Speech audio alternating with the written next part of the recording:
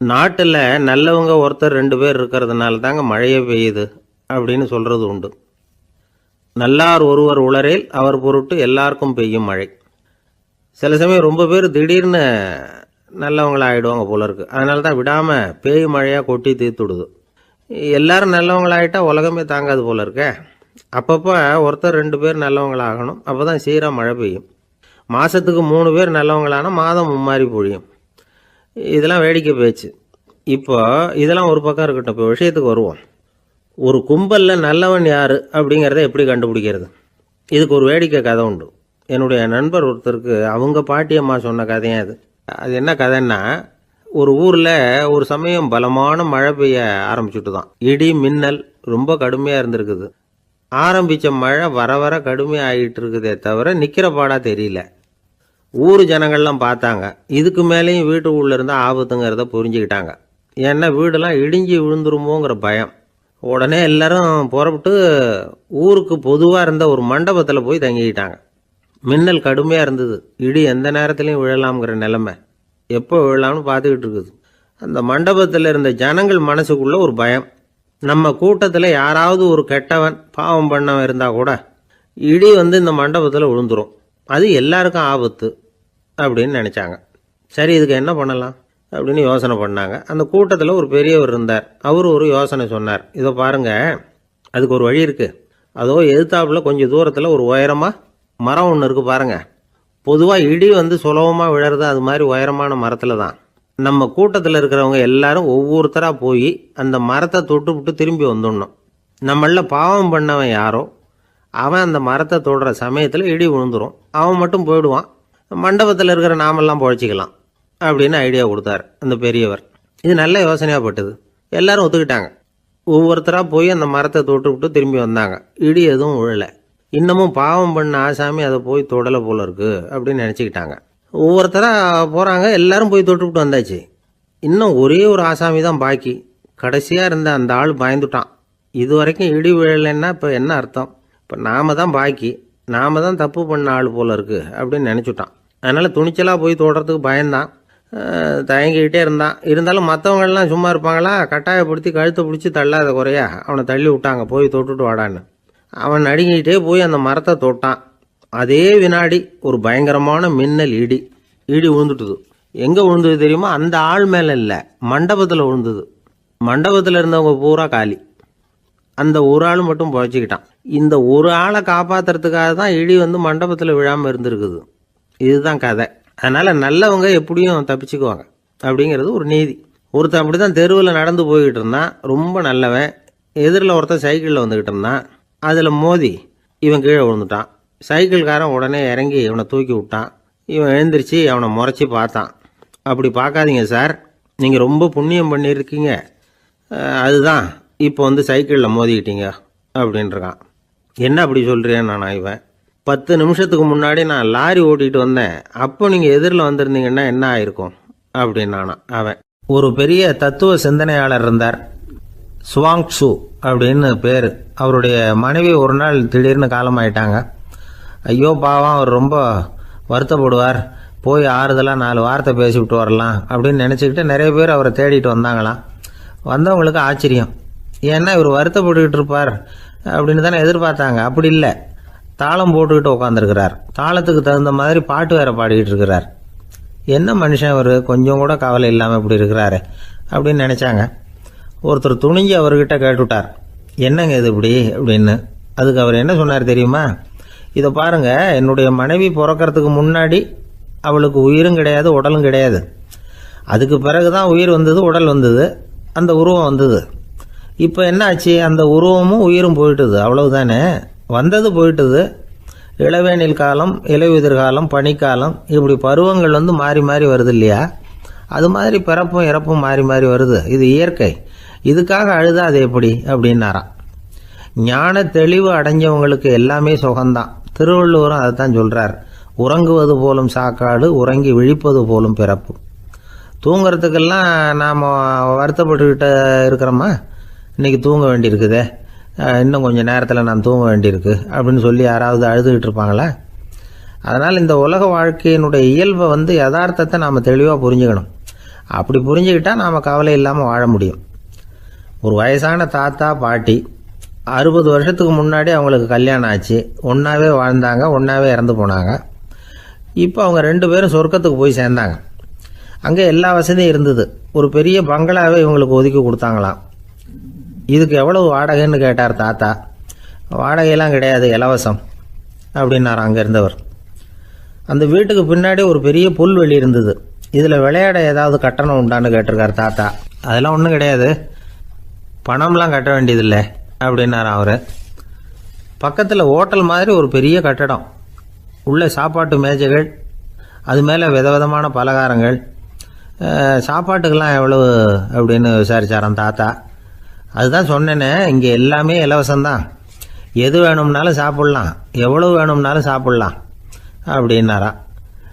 நீங்கள் சொல்கிறீங்க அப்படி, ஆனால் நான் சர்க்கரை சேர்த்துக்கக்கூடாது, உப்பு சேர்த்துக்கக்கூடாது, பாட்டி கையால் எப்பவும் பத்திய சாப்பாடு தான் அப்படின்னாராம் தாத்தா.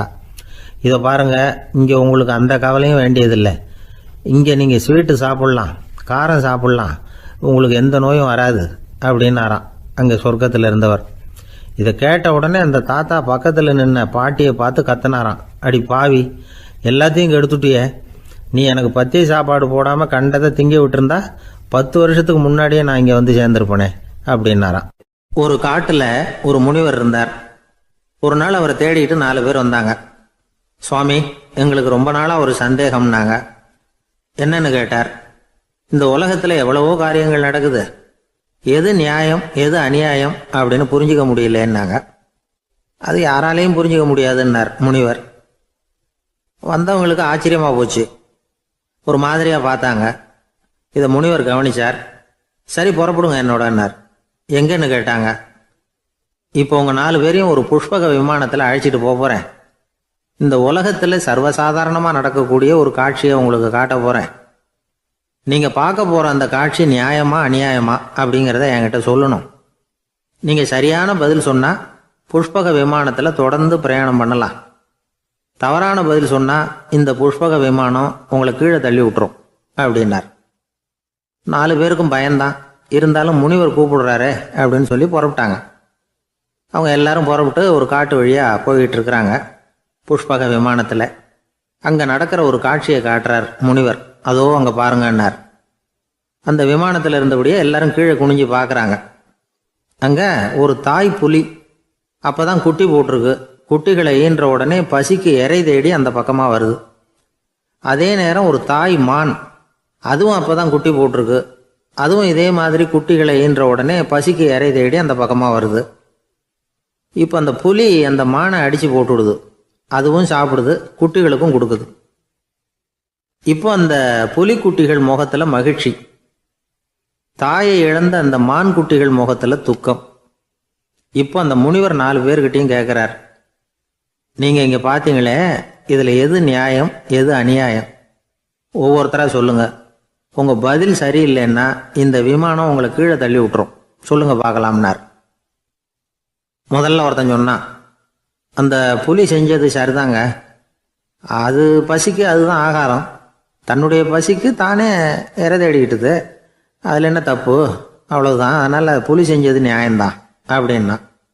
அவ்வளவுதான், அந்த விமானம் அவனை அப்படியே கீழே தள்ளி விட்டுட்டுது. அதனால் அவன் கொடுத்த பதில் சரியில்லை அப்படிங்கிறது புரிஞ்சு போச்சு. இப்போ 2வது ஆள் சொன்னான், புலி செஞ்சது பாவம், அந்த தாய்மான் என்ன தப்பு பண்ணிச்சு, இப்போ அந்த குட்டிகளுக்கு யார் ஆதரவு, அதனால் புலி செஞ்சது அநியாயம் அப்படின்னா. அவ்வளவுதான், அவனையும் கீழே தள்ளி விட்டுடுது அந்த விமானம். இந்த பதிலும் சரியில்லை அப்படின்னு ஆயிட்டுது. இப்போ 3வது ஆள் வந்தான். முதல்ல 2 பேர் கீழே விழுந்ததை பார்த்துக்கிட்டு இருந்தான். அதனால் அவன் சொன்னான், ரெண்டுமே நியாயம்தாங்க, புலி இறை தேடினதும் இயற்கை, அதுக்கு மான் இறையானதும் இயற்கை, அதனால் இதில் ஒன்றும் தப்பு இல்லைன்னா. அவ்வளவுதான், அவனையும் அந்த விமானம் கீழே பிடிச்சி தள்ளி விட்டுது. இப்போ 4வது ஆள் வந்தான். முனிவர் கேட்டார், நீயாவது சொல்லுப்பா, இந்த செயலில் எது நியாயம்னார். அவன் தெளிவாக பதில் சொன்னான். அதாவது என்ன சொன்னான்னா, எனக்கு தெரியல அப்படின்னா. அவனை விமானம் கீழே தள்ளலை, சௌரியமாக அழைச்சிட்டு போட்டுது. இவனும் பிரயாணம் சௌக்கியமாக பண்ணானான். ஆக இதுதான் சரியான பதிலுங்கிறத முனிவர் உணர்த்தினார். இந்த கதையிலிருந்து நாம் புரிஞ்சுக்க வேண்டியது என்னென்னா, இந்த உலகத்தில் எவ்வளவோ காரியங்கள் நடக்குது. அதெல்லாம் ஏன் அப்படி நடக்குதுங்கிறதுக்கு எப்பேற்பட்ட பண்டிதராலும் பதில் சொல்ல முடியாது. தெரியாததை தெரியாதுன்னு ஒத்துக்கிட்டா வாழ்க்கை பிரயாணம் சுகமாக இருக்கும். அதனால் தேவையில்லாத விஷயங்களை புரிஞ்சுக்கிறதுக்கு நேரத்தை செலவு பண்ணிகிட்டு இருக்கக்கூடாது. வாழ்க்கையை குழப்பிக்கக்கூடாது. வாழ்க்கைக்கு தேவையானது என்னவோ அதை மட்டும் புரிஞ்சுக்கிட்டா போதும். இந்த காலத்து ஆள் ஒருத்தன் ஒரு பெரியவரை தேடி வந்தான். ஐயா, ஒரு சந்தேகம்னா. என்ன உன்னுடைய சந்தேகம்னார். பகுத்தறிவுன்னா என்ன, விதின்னா என்ன அப்படின்னு கேட்டான். இதுக்கு அவரு, இப்போ உன்னுடைய வலது காலை தூக்குன்னார். தூக்கினான். சரி, இப்போ உன்னுடைய வலது காலை கீழே இறக்காம உன்னுடைய இடது காலையும் தூக்குன்னார். தூக்கினான். பொத்துன்னு கீழே விழுந்துட்டான். பெரியவர் சொன்னார், உன்னால் ஒரு காலை தூக்க முடிஞ்சுது, அதுதான் பகுத்தறிவு. 2 கால்களையும் ஒரே சமயத்தில் தூக்குனா அடிபடும், அப்படிங்கிறது தான் விதி அப்படின்னு விளக்கம் கொடுத்தார். இவன் தன்னுடைய விதியை நொந்துக்கிட்டே இடுப்பை பிடிச்சிக்கிட்டு அங்கேருந்து நடந்து போயிட்டான். ஒரு ஊரில் ஒரு பெரியவர் இருந்தார். ஒரு நாள் அவரை தேடி ஒருத்தர் வந்தார். ஐயா, நான் கடவுளை பரிபூர்ணமாக நம்புகிறேன் அப்படின்னார். சரி, அந்த நம்பிக்கை உனக்கு எப்படி வந்ததுன்னு கேட்டார் இவர். அவர் சொல்ல ஆரம்பித்தார். ஐயா, எனக்கு கல்யாணம் ஆகி 10 வருஷம் ஆச்சு. ஆனாலும் குழந்தை பாக்கியம் இல்லை. அதுக்கு என்ன காரணமாக இருக்கும்னு நான் யோசனை பண்ணிகிட்டு இருந்தப்போ நண்பர் ஒருத்தர் ஒரு ஆலோசனை சொன்னார். உனக்கு மதப்பற்று இல்லை, எந்த கடவுளையுமே நம்ப மாட்டேங்கிற, அதுதான் காரணம். கடவுளை நம்பு, உனக்கு குழந்தை பாக்கியம் கிடைக்கும் அப்படின்னார். அவர் அப்படி சொன்னாரே தவிர எனக்கு சந்தேகம்தான். இருந்தாலும் அவர் சொன்னபடியும் நடந்து தான் பார்ப்போமே அப்படின்னு முடிவு பண்ணேன். கடவுளை நம்ப ஆரம்பித்தேன். அந்த வருஷமே அழகான ஆண் குழந்தை பிறந்தது. எல்லாம் இறைவன் அருள் அப்படின்னார். இவர் இப்படி சொன்னதை கேட்டதும் அந்த பெரியவர் சொன்னார், நீ சொல்கிறதெல்லாம் சரிதான். இருந்தாலும் இந்த காலத்தில் எந்த ஒரு காரியமாக இருந்தாலும் அதை சோதனை செஞ்சு பார்த்துட்டு தான் ஒரு முடிவுக்கு வந்து சேர முடியும். அறிவுபூர்வமான முடிவு அதுவாக தான் இருக்கும். அறிவியல் சோதனைகள் அப்படித்தான். ஒரு குறிப்பிட்ட விஷயத்தை பற்றி எத்தனை தடவை சோதனை பண்ணாலும் ஒரே முடிவு தான் கிடைக்கணும். அதுதான் சரியாக இருக்கும். அதனால் இப்போ மறுபடியும் ஒரு சோதனை என்னார். என்ன செய்யணும் அப்படின்னு கேட்டார் இவர். கடவுள்கிட்ட ஒரு பெண் குழந்தை வேணும்னு கேளு. முதல்ல ஆண் குழந்தையை கொடுத்தது மாதிரியே இப்போ ஒரு பெண் குழந்தையையும் கொடுக்குறாரா பார்க்கலாம் அப்படின்னார். சரின்னு சொல்லி இவர் அதே மாதிரி முயற்சி பண்ணினார். அதுக்கப்புறம் அவர் இந்த பெரியவர்கிட்ட வரவே இல்லை. கொஞ்ச காலம் கழித்து இவரே அவரை தேடிக்கிட்டு போய் கதவை தட்டினார். அவர் கதவை திறந்தார். என்ன ஆச்சு, கடவுள் கண் திறந்தாரா அப்படின்னு கேட்டார். அவர், அந்த சமாச்சாரம்லாம் நமக்கு வேணாம் சார். முதல் தடவை அது ஏதோ தற்செயலாக ஏற்பட்ட ஒரு சாதகம். இப்போ நீங்கள் 2வது தடவை சொன்ன பிறகு தினமும் கடவுளை வேண்டிக்கிட்டு தான் இருக்கிறேன், ஒன்றும் நடக்கலை அப்படின்னார் ரொம்ப விரக்தியாக. ஒரே ஒரு தோல்வியில் உங்கள் நம்பிக்கையெல்லாம் பறந்து போயிடுது பார்த்தீங்களா அப்படின்னார் அந்த பெரியவர். எல்லாம் நல்ல விதமாக நடக்கிற வரைக்கும் நம்பிக்கை, எதிர்பார்த்தது தோல்வியில் முடிஞ்சுட்டுதுன்னா அவநம்பிக்கை. மற்றவர்கள் பேரில் வைக்கிற நம்பிக்கை எந்த நேரத்திலையும் விவகாரமாகி விடக்கூடிய சாத்தியம் உண்டு. நாம் நம்பிக்கை வைக்க வேண்டியது நம்மகிட்ட தான். நமக்குள்ளே இருக்கிறார் கடவுள். எனவே நம்ம பேரில் நாம் வைக்கிற நம்பிக்கை தான் உண்மையான கடவுள் பக்தி. நிபந்தனையற்ற நம்பிக்கையாக அது இருக்கணும். எல்லாம் நல்லபடியாக நடந்துக்கிட்டு இருந்தால் எந்த முட்டாளுக்கும் நம்பிக்கை வரத்தான் செய்யும் அப்படிங்கிறது ஒரு பெரியவர் கருத்து. தியானத்தின் மூலமாக தான் உனக்குள்ள ஆழமாக தோண்டுனா உன்னுடைய அடி ஆழத்தில் நம்பிக்கை வந்து அப்படி ஊற்றெடுக்கும், அதை பார்க்க முடியும் அப்படிங்கிறது பெரியவர்கள் சிந்தனை. ஒரு குழந்தை அப்பாவை பார்த்து என்னப்பா பண்ணுறேன்னு கேட்டுதான். பிரார்த்தனை பண்ணிட்டு இருக்கிறேன்னாரான் அப்பா. பிரார்த்தனை பண்ணுனா என்ன கிடைக்கும் அப்படின்னு கேட்டுதான் குழந்தை. எல்லாம் கிடைக்கும் அப்படின்னாரான் அப்பா. நீ வச்சிருக்கிறிய பேனா அது கூட கிடைக்குமான்னு கேட்டுதான் குழந்தை. கிடைக்குமேன்னு இருக்கார். அப்படின்னா அந்த பேனாவை என்கிட்ட கொடுத்துரு, நீ பிரார்த்தனை பண்ணி வேற பேனா வாங்கிக்கோ அப்படின்னு தான் அந்த குழந்தை. ஒரு வயசான பாட்டியும் தாத்தாவும் ஒரு பூங்காவில் உட்காந்து பேசிக்கிட்டு இருக்கிறாங்க. அவங்களுக்கு கல்யாணம் ஆகி 53 வருஷம் ஆச்சு. பிள்ளைங்கள்லாம் படித்து பெரிய பெரிய வேலையில் இருக்கிறாங்க. பேரன் பேத்திகளும் நல்ல நிலைமையில் இருக்கிறாங்க. இந்த தாத்தாவும் பாட்டியும் சிரித்து பேசிக்கிட்டு இருந்ததை ஒரு பெரியவர் பார்த்தார். அவருக்கு ஆச்சரியமாக இருந்தது. இந்த வயசுலேயும் இவ்வளவு அந்யோன்யமாக இவங்க பேசிக்கிட்டு இருக்கிறாங்களே அப்படின்னு நினச்சார். சரி, நேரிலேயே கேட்டுருவோமே அப்படின்னு நினச்சிக்கிட்டு கிட்ட போனார். உங்கள் மன வாழ்க்கையின் வெற்றிக்கான ரகசியம் என்ன அப்படின்னு கேட்டார். இதை கேட்டதும் அந்த தாத்தா சிரிச்சுக்கிட்டே பாட்டியை பார்த்தாராம். அதுக்கப்புறம் சொன்னாராம், நான் இந்த அம்மாவை கல்யாணம் பண்ணிக்கிட்டதுக்கும் எங்களுடைய இல்வாழ்க்கை இவ்வளவு நாளாக பலம் குறையாமல் மகிழ்ச்சியாக இருக்கிறதுக்கும் காரணம் ஒன்று தான். அது என்ன காரணம்னா, எங்களுக்கு இடையில பொதுவாக நிறைய குறைகள் உண்டு, அதுதான் காரணம் அப்படின்னாராம். அவர் சொல்றது சரிதான் அப்படிங்கிறது மாதிரியே அந்த பாட்டியும் அவரை நிமிர்ந்து பார்த்தாங்களாம். இந்த பெரியவர் மறுபடியும் அந்த பாட்டியை பார்த்து அதே கேள்வியை கேட்டிருக்கார். உங்களுடைய நீண்டகால மன வாழ்க்கைக்கு கிடைச்ச வெற்றி எதனாலேன்னு சொல்ல முடியுமா அப்படின்னு கேட்டாராம். அவங்களும் சிரிச்சுக்கிட்டே பதில் சொன்னாங்களாம். என்ன பதில் தெரியுமா?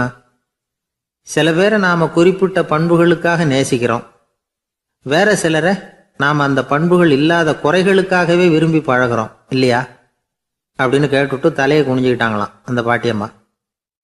அவங்க அப்படி சொன்னதை கேட்டதும் இவருக்கு புதுசா ஞானம் பிறந்தது மாதிரி இருந்துதான். இதுதான் மனம் நிறைந்த மன வாழ்க்கை அப்படிங்கிறார் சுவாமி சின்மயானந்தர். பண்புகளை எப்படி நேசிக்க முடியுதோ அதே மாதிரி பண்புகள் இல்லாத குறைகளையும் நேசிக்க முடியும். மனசுதான் காரணம். ஒரு மேல்நாட்டு தம்பதி, அவங்களும் தாத்தா பாட்டி தான். அவங்க 2 பேரும் ஒரு பூங்காவில் உட்காந்து சிரிச்சு பேசிக்கிட்டு இருக்கிறாங்க. அதை ஒருத்தர் பார்த்தார். அவருக்கு ஆச்சரியம், இவ்வளவு காலம் ஆகி இந்த வயசுலயும் இப்படி அன்பா பேசிக்கிட்டு இருக்கிறாங்களே அப்படிங்கிற ஆச்சரியம். கிட்ட நெருங்கி போனாரு. கேட்டார், ஏன் தாத்தா உங்களுக்கு கல்யாணம் ஆகி எவ்வளவு வருஷம் ஆச்சுன்னார்.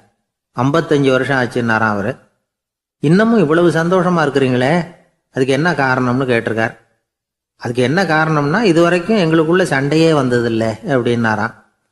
அது எப்படி முடியும்னு கேட்டிருக்கார் இவர் ஆச்சரியமா. அந்த தாத்தா சொல்ல ஆரம்பிச்சாராம், பாருப்பா, எங்களுக்கு கல்யாணம் ஆன புதுசுல நானும் என்னுடைய மனைவியும் ஒரு குதிரை மேலே ஏறி ஒரு காட்டு வழியா போய்கிட்டு இருந்தோம். கொஞ்ச தூரம் போனதும் அந்த குதிரை எடக்கு பண்ணிச்சு. நான் உடனே கீழே இறங்கி அந்த குதிரையை பார்த்து, இது உனக்கு முதல் தடவை அப்படின்னு மிரட்டெல்லாம் சொல்லிவிட்டு ஏறி உக்காந்தேன். மறுபடியும் போனோம். கொஞ்சம் தூரம் குதிரை நல்லபடியாக நடந்து போச்சு. மறுபடியும் எடக்கு பண்ண ஆரம்பிச்சுட்டுது. நான் கீழே இறங்கினேன். கையில் இருந்த சாட்டையால் ஓங்கி ஒரு அடி கொடுத்தேன். இது உனக்கு 2வது தடவை அப்படின்னு சொல்லிவிட்டு ஏறி உக்காந்தேன். மறுபடியும் குதிரை கொஞ்சம் தூரம் நல்ல விதமாக நடந்து போச்சு. அப்புறமும் எடக்கு பண்ண ஆரம்பிச்சுட்டுது. அந்த சமயத்தில் ஒரு ஆற்று பாலத்தை கடந்து போய்கிட்டு இருக்கிறோம். நான் கீழே இறங்கினேன். என்னுடைய மனைவியையும் கீழே இறங்க சொன்னேன்.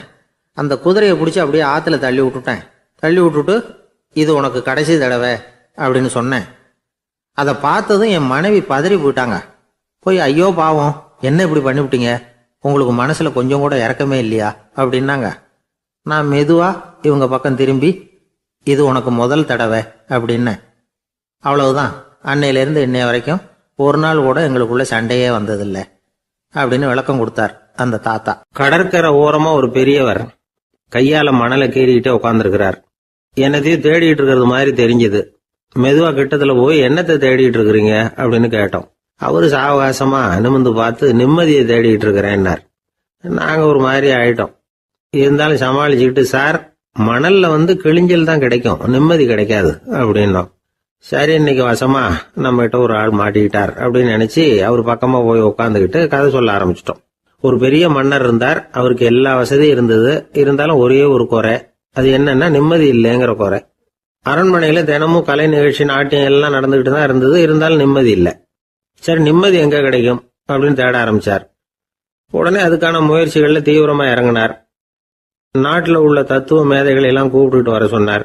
எல்லாரும் சேர்ந்தாங்க. அவங்கள பார்த்து, நிம்மதி எங்க இருக்குது அப்படின்னு விசாரிச்சார். அவங்களுக்கு அது தெரிஞ்சா ஏன் இப்படி ராஜா முன்னாடி நின்றுட்டு இருக்க போறாங்க? ராஜாவோட கேள்விக்கு ஒவ்வொருத்தரும் ஒவ்வொரு மாதிரி விளக்கம் கொடுக்க ஆரம்பிச்சிட்டாங்க. எந்த பதிலும் ராஜாவுக்கு திருப்தி அளிக்கக்கூடிய அளவுக்கு இல்லை. சரி, போயிட்டு வாங்கன்னு சொல்லி அவங்கள எல்லாம் அனுப்பி வச்சுட்டார். ஒரு நாள் அவர் மாளிகையில உப்பருகையில நின்றுட்டு இருக்கிறார். அந்த சமயத்துல தெருவுல ஒரு பிச்சைக்காரன் ரொம்ப உல்லாசமா பாட்டு பாடிக்கிட்டே போய்கிட்டு இருக்கிறான். குரல்ல ஒரு சந்தோஷம், நடையில ஒரு மிடுக்கு. அவன்கிட்ட கொஞ்சம் கூட கவலை இருக்கிறதா தெரியல. உடனே ராஜா அதை பார்த்தார். ஏவலாளிகளை கைதட்டி கூப்பிட்டார். உடனே ஓடி போய் அந்த பிச்சைக்காரனை இங்க அழைச்சிட்டு வாங்கன்னு உத்தரவு போட்டார். இவங்க உடனே ஓடி போய் அவனை கூப்பிட்டாங்க. அரண்மனைக்கு வாழ்ந்தாங்க. அவன் வரல. அரண்மனைக்குள்ள அடி எடுத்து வைக்க மாட்டேன்னு சொல்லிவிட்டான். ராஜா கிட்ட விஷயத்தை சொன்னாங்க. அவருக்கு ரொம்ப ஆச்சரியம், இப்படி ஒரு ஆள் இருக்கிறானா அப்படின்னு. சரி, அவன் என்னதான் சொல்றான் அப்படின்னு விசாரிச்சார். இவங்க மறுபடியும் தெருவுக்கு போய் கேட்டாங்க. என்ன பார்க்கணும்னா, ராஜா விருப்பப்பட்டாருன்னா அவரை வேணும்னா இங்க வர சொல்லுங்க அப்படின்னு சொல்லிவிட்டான். அதை ராஜா கிட்ட சொன்னாங்க. அவருக்கு கோபம் வரல. இவ்வளவு சுதந்திர உணர்வோடு இருக்கிறவன் சாதாரண ஆளா இருக்க முடியாது அப்படின்னு நினைச்சார். உடனே கிடுகிடுன்னு இறங்கி தெருவுக்கு வந்தார். பிச்சைக்காரங்கிட்ட போனார். நீ கவலைப்படாம சந்தோஷமா பாடிக்கிட்டு போறியே, அது எப்படி முடியுது உன்னால அப்படின்னு கேட்டார். ஏன் அப்படி கேக்குறீங்கன்னு அவன், அதுக்கு இல்ல, எனக்கு அரண்மனையில எவ்வளவோ சுகபோகங்கள்லாம் இருக்கு, இருந்தாலும் நிம்மதி இல்ல, இது ஏன்னு எனக்கு தெரியல. இந்த தேசத்துல உள்ள அறிஞர்களை எல்லாம் கூப்பிட்டு கேட்டு பார்த்துட்டேன், அவங்களுக்கும் தெரியல. உன்னை கேட்டா தெரியும்னு நினைச்சேன், அதனாலதான் சந்திக்கிறதுக்கு ஆசைப்பட்டேன், ஆனா நீ வரமாட்டேன்னு விட்டியே அப்படின்னார். பிச்சைக்காரன் கடகடன்னு சிரிக்க ஆரம்பிச்சுட்டான். மகிழ்ச்சிக்கும் உங்களுக்கும் தடையா இருக்கிறது இந்த மாளிகை தான். இதை விட்டுட்டு வெளியில வந்துட்டா நிம்மதி தேடிட்டு வந்துரும்னா. நான் அரசன், எனக்குன்னு கடமைகள் இருக்கு, அதையெல்லாம் விட்டுட்டு எப்படி வர முடியும்னார் ராஜா. ரெண்டும் ஒரே நேரத்துல கிடைக்கணுங்கிறது முடியாத காரியம். உங்க சுகபோகத்துக்கு விலையாதான் உங்க நிம்மதியை கொடுத்துக்கிட்டு இருக்கிறீங்க. என்ன பாருங்க, என்கிட்ட எதுவும் இல்ல, அதனால எதுவும் போயிடுமோங்கிற பயமும் இல்ல, நிம்மதியா இருக்கிறேன் அப்படின்னா அவன். ராஜா உடனே சந்தோஷப்பட்டு தன்னுடைய மேலங்கியை எடுத்து அவனுக்கு பரிசா கொடுத்தாரான். அவன் சிரிச்சுக்கிட்டே அதை வாங்க மாட்டேன்னு விட்டானான். இதை நீங்க எனக்கு கொடுக்கறதுனால எந்த பயனும் இல்ல, அதே நேரத்துல அதை வாங்கிட்டேன்னா அடுத்த வினாடியிலிருந்து அதை எப்படி காப்பாத்துறதுங்கிற கவலை எனக்கு வந்து சேர்ந்துரும், அப்புறம் தூக்கம் வராது, நிம்மதி போயிடும் அப்படின்னானா. சொல்லிவிட்டு அவன் பாட்டுக்கு சந்தோஷமா பாடிக்கிட்டே போயிட்டான். நிம்மதி எங்க இருக்குங்கிறதையும் ராஜா தெரிஞ்சுக்கிட்டார். அந்த இடத்துக்கு தன்னால போக முடியாதுங்கிறதையும் அவர் புரிஞ்சுக்கிட்டார். இப்படி இந்த கதைய அந்த கடற்கரையில மணலை கீறிக்கிட்டே உட்கார்ந்துருந்தார அந்த பெரியவர்கிட்ட சொல்லி முடிச்சோம். அவர் முகத்துல ஒரு தெளிவு தெரிஞ்சது. எங்களை நிமிர்ந்து பார்த்தார். ரொம்ப நன்றிங்க, இப்ப எனக்கு தெரிஞ்சு போச்சு, நிம்மதி வேணும்னா அதுக்கு என்ன பண்ணணும்னு இப்ப நல்லா புரிஞ்சுக்கிட்டேன் அப்படின்னார். என்ன புரிஞ்சுக்கிட்டீங்கன்னு கேட்டோம். இனிமே இந்த பக்கம் வந்தா உங்க கண்ணுல படாத இடமா பார்த்து உட்காரணும்னு புரிஞ்சுக்கிட்டேன் அப்படின்னார். ஒரு ஊர்ல ஒரு ஆள் இருந்தான், தையல் கடை வச்சிருந்தான். அவங்கிட்ட ஒருத்தன் ஒரு சட்டை துணி எடுத்து கொடுத்து தைக்க சொல்லியிருந்தான். வர்ற சனிக்கிழமை வா, வந்து வாங்கிட்டு போ அப்படின்னு அவன் சொல்லியிருந்தான். அதே மாதிரி இவன் வந்தான். அவன் தச்சு வச்சிருந்த சட்டையை கொடுத்தான். இவன் வாங்கி அங்கேயே போட்டு பார்த்தான். கை நீளம் ஒண்ணுக்கு ஒண்ணு வித்தியாசமா இருந்தது. வலது கை இடது பக்கத்தை விட நீளம் குறைச்சலா இருந்தது. அவன் முணுமுணுக்க ஆரம்பிச்சுட்டான், என்ன இது இப்படி தைச்சுட்டியேன்னு. இதுக்கு அவன் சொன்னான், ஐயோ இதுக்காகவா சங்கடப்படுறீங்க, வலது கையை மட்டும் கொஞ்சம் உள்ள இழுத்தாப்புல வச்சுக்கிட்டீங்கன்னா சரியா போகுது, மற்றபடி அந்த சட்டையில உள்ள கலை அம்சத்தை கவனிங்க, எவ்வளவு அற்புதமா தைச்சிருக்கேன் பாருங்க, ஒரு சின்ன குறைய இப்படி எல்லாம் பொருட்படுத்த வேண்டியதில்லை, நான் சொன்னது மாதிரி கையை கொஞ்சம் உள்ள இழுத்தது மாதிரி வச்சுக்கிட்டு நடந்து போங்க, ஜோரா இருக்கும் அப்படின்னா. அவனும் யோசிச்சு பார்த்தான். சரியான யோசனையா தான் தோணுச்சு. கொஞ்சம் முயற்சி பண்ணி வலது கையை கொஞ்சம் உள்ள இழுத்து சட்டை சரியா இருக்கிறது மாதிரி பண்ணிக்கிட்டான். இப்ப மறுபடியும் ஒரு பிரச்சனை. வலது கையை உள்ள இழுத்த மாதிரி அப்படியே வச்சுக்கிட்டதும் முதுகு பக்கம் கொஞ்சம் துணி தளர்த்தியா தொங்குறது மாதிரி தெரிஞ்சது. என்ன இது, முதுகு பக்கம் துணி குவிஞ்சுட்டுதே, தொங்குதே அப்படின்னா மறுபடியும், அடடா இதுக்காகவா கவலைப்படுறீங்க, உடம்ப அதுக்கு தகுந்த மாதிரி கொஞ்சம் வளைச்சிக்கிட்டா சரியா போடுது, இதுக்காக அந்த அழகான தையலை பிரிச்சு அதுல உள்ள கலை அம்சத்தை கெடுக்கிறதுக்கு என் மனசு இடம் தரல, எவ்வளவுக்கு தளர்த்தியா இருக்கோ அவ்வளவுக்கு கொஞ்சம் உடம்ப வளைச்சி அப்படி குனிஞ்சது மாதிரி போங்க போதும் அப்படின்னா. அதுவும் நல்ல யோசனையா தான் பட்டுது இவனுக்கு. சரின்னு சொல்லிவிட்டு புறப்பட்டான். தெருவில் இறங்கினான். கையை கொஞ்சம் உள்ள இழுத்தான், உடம்ப கொஞ்சம் முன்னால வளைச்சான், சட்டைக்கு தகுந்த மாதிரி உடம்ப பண்ணிக்கிட்டான், மெதுவா நடந்து போறான். இப்போ எதிரில் இன்னொருத்தன் வரான். இவனை பாக்குறான், இவன் போட்டிருக்கிற சட்டையை பாக்குறான், ஆஹா அற்புதம்ங்கிறான். சும்மா சொல்லக்கூடாது, ரொம்ப நல்லா இருக்கு, நிச்சயமா இது இந்த ஊர் மேல தெருவில் இருக்கிற ஒருத்தன் இருக்கானே அவன் தைச்சதா தான் இருக்கணும் அப்படின்னா. இதை கேட்டதான் அவனுக்கு ஆச்சரியம். எப்படி அவ்வளவு கரெக்டா கண்டுபிடிச்சிங்க அப்படின்னு கேட்டிருக்கான். இதுக்கு அந்த வழிபோகன்னு சொன்னானா, அவன் ரொம்ப கெட்டிக்காரன், உங்களை மாதிரி உடம்பும் கையும் வளைஞ்சு போன ஒரு ஆசாமிக்கு அவனை தவிர வேற யாராலேயும் இவ்வளவு பொருத்தமான ஒரு சட்டையை தைக்க முடியாது அப்படின்னானா. பாருங்க, அவனுக்காக இவன் அனுசரிக்க போய் இவனோட நிலைமை எப்படி ஆயிடுது பாருங்க. இதே மாதிரிதான் சில சடங்குகளும் சம்பிரதாயங்களும் நம்மளை கோமாளி ஆக்கி விட்டுரும். எதுவா இருந்தாலும் அதுல அறிவுபூர்வமான அணுகுமுறை அவசியம்.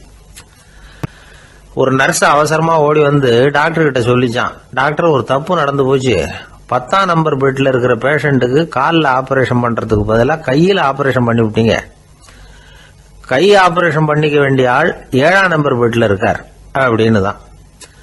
அதுக்கு இவர் பதட்டப்படாம சொன்னாராம், பரவாயில்ல, இவரை தூக்கி 7ஆம் நம்பர் பெட்ல போட்டுரு அப்படின்னாராம். தான் மட்டும் வாழ்ந்தா போதும் அப்படின்னு நினைக்கிறவங்க உண்டு. தானும் வாழணும், அடுத்தவங்களும் வாழணும் அப்படின்னு நினைக்கிறவங்களும் உண்டு. முதல்ல சொன்ன வகையை சேர்ந்த மனிதர்கள் எப்படி தெரியுமா? எப்படியாவது தான் மட்டும் வாழ்ந்தால் போதுங்கிற நினைப்பு தான் எப்பவும் அவங்களுக்கு இருக்கும். தங்களுடைய வளர்ச்சிக்கு எது தடையா இருந்தாலும் சரி, யார் தடையா இருந்தாலும் சரி, அதை அழிச்சுட்டு தான் மறுவேலை பார்ப்பாங்க. அவங்கெல்லாம் பாவ காரியங்களுக்கு தயங்குறதே இல்லை. அப்படிப்பட்ட வாழ்க்கை அவங்களுக்கே இடைஞ்சல அமைஞ்சு விடுறது உண்டு. அதை விளக்கறதுக்கு ஒரு கதையும் உண்டு. ஒரு ஊர்ல அப்படிப்பட்ட ஆள் ஒருத்தன் இருந்திருக்கான். நிறைய பாவங்களை செஞ்சவன். அதன் காரணமா நரகப்படுகொழியில விழுந்துட்டான். நரகப்படுகொழிங்கிறது ஒரு பெரிய கிணறு மாதிரி. ஏற்கனவே பாவம் செஞ்சவங்க நிறைய பேர் அதில் விழுந்து கிடக்குறாங்க. உள்ள ஏகப்பட்ட சத்தம், எல்லாம் அந்த பாவாத்மாக்கள் போடுற சத்தம். இப்போ விழுந்தானே, இவனும் சத்தம் போட்டான். இவன் போடுற சத்தம் கொஞ்சம் அதிகமா கேட்டுது. இந்த கிணத்துக்கு பக்கத்துல புத்தர் உட்கார்ந்துருக்கிறார். அவர் காதுல இவன் போடுற சத்தம் விழுந்தது. உடனே அந்த கிணத்தடிக்கு போனார். குனிஞ்சு பார்த்தார். சாமி, என்னை காப்பாத்துங்க அப்படின்னு கத்தனான் இவன். புத்தர் அவனை கொஞ்சம் கவனிச்சு பார்த்தார். மனித சமுதாயத்துக்கு அவன் என்னென்ன கெடுதல் பண்ணியிருக்கிறாங்கிற விவரம்லாம் அவர் மனக்கண்ணில் தெரிஞ்சது. அவருக்கு எல்லாம் புரிஞ்சு போச்சு.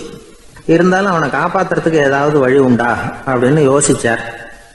அவன் தன்னுடைய வாழ்நாளில் ஏதாவது நல்லது செஞ்சிருக்கானா அப்படின்னு பார்த்தார். ஒரே ஒரு சமயம் அவன் தன்னுடைய காலடியில மிதிபட இருந்த சிலந்தியை மிதிக்காமல் தாண்டி போயிருக்கிறான். இந்த ஒரு காரியத்துக்காக அவனை கரையேற்ற முடியுமா அப்படின்னு நினைச்சார். அவ்வளவுதான். உடனே அவர் கையில ஒரு சிலந்தி வந்து உட்காந்துதான்.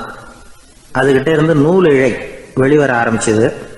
அந்த நூல் இழை கிணற்று ஆழம் வரைக்கும் அப்படியே நீண்டுகிட்டே போச்சான். புத்தர் பார்த்தார். இந்த நூலை பிடிச்சிக்கிட்டு மேலே ஏறி வா அப்படின்னார். என்னங்க சொல்றீங்க, இந்த சிலந்தி நூல் என்ன தாங்குமான்னு கத்தனான். எல்லாம் தாங்கும், அதை பிடிச்சிக்கிட்டு ஏறி வா அப்படின்னார். சந்தேகத்தோடவே அவன் அந்த நூல் இழைய பிடிச்சி இழுத்து பார்த்தா ரொம்ப வலுவா இருந்தது. அவனுக்கு ஆச்சரியம். அதை பிடிச்சிக்கிட்டே மெதுவா மேலே ஏறி வர ஆரம்பிச்சுட்டான். பாதி தூரம் ஏறி வந்திருப்பான். அப்போ அவன் காலுக்கு கீழே ஏதோ சத்தம். என்னன்னு குனிஞ்சு பார்க்கறான். கீழே கிடந்தவங்க சில பேரும் அந்த நூலை பிடிச்சி மேலே வந்துகிட்டு இருக்கிறாங்க. இவனுக்கு கோபம் வந்துட்டுது. தன்னுடைய இடுப்புல வச்சிருந்த கத்தியை எடுத்து தன்னுடைய காலுக்கு கீழே நூல் இழையை அப்படியே வெட்டி விட்டுட்டான். இனிமே நாம மட்டும்தான் மேலே ஏறி வந்துடணும் அப்படின்னு நினைச்சுக்கிட்டான். ஆனா நடந்தது என்ன தெரியுமா? மொத்த நூல் இழையும் அப்படியே அருந்து கீழே விழுந்துட்டுது. அவனும் பொத்துன்னு கீழே விழுந்துட்டான். மறுபடியும் கத்த ஆரம்பிச்சுட்டான். ஏற்கனவே அவன் செஞ்சிருந்த ஒரு சிறு கருணை அந்த நூல் இழைக்கு உறுதியை கொடுத்தது.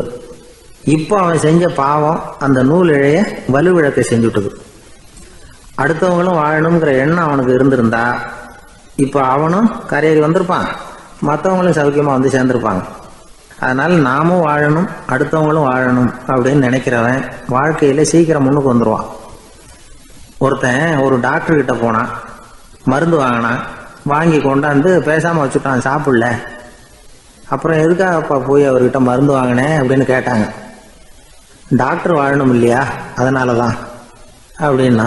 அவர் கொடுத்த மருந்தை நீ ஏன் சாப்பிடல அப்புறம் அப்படின்னு கேட்டாங்க. நான் வாழணும் இல்லையா, அதுக்காக தான் அப்படின்னா. ஒரு ஊர்ல ஒரு ஆள் இருந்தான். அவன் ஒரு நாள் கோயிலுக்கு போனான். கடவுள்கிட்ட வேண்டிக்கிட்டான், எனக்கு ஒரு 1,00,000 ரூபா நீ கொடுத்தா நான் உன் சன்னதியில் ஒரு தேங்காய் உடைக்கிறேன் அப்படின்னு வேண்டிக்கிட்டான். கடவுள் பார்த்தார். உடனே அவன் கண் முன்னாடி தோன்றினார். இந்தா நீ கேட்ட 1,00,000 ரூபாய் அப்படின்னு சொல்லி அவன் கையில் பணத்தை கொடுத்துட்டு மறைஞ்சிட்டார். இவனால் நம்பவே முடியல. இவ்வளவு சுலபமாக கிடைக்கும்னு தெரிஞ்சிருந்தா அனாவசியமாக ஒரு தேங்காய் உடைக்கிறேன்னு வேண்டியிருக்க வேண்டியது இல்லையே அப்படின்னு நினச்சான். இருந்தாலும் வேண்டுதலை நிறைவேற்ற வேண்டியது கடமை. அதுக்காக என்ன பண்ணான், பக்கத்தில் ஒரு கடைக்கு போனான். ஒரு தேங்காயை கையில் எடுத்தான். இது என்ன விலைன்னு கேட்டான். 5 ரூபான்னார் கடையில் இருந்தவர். அதிகமாக இருக்குதே விலைன்னா.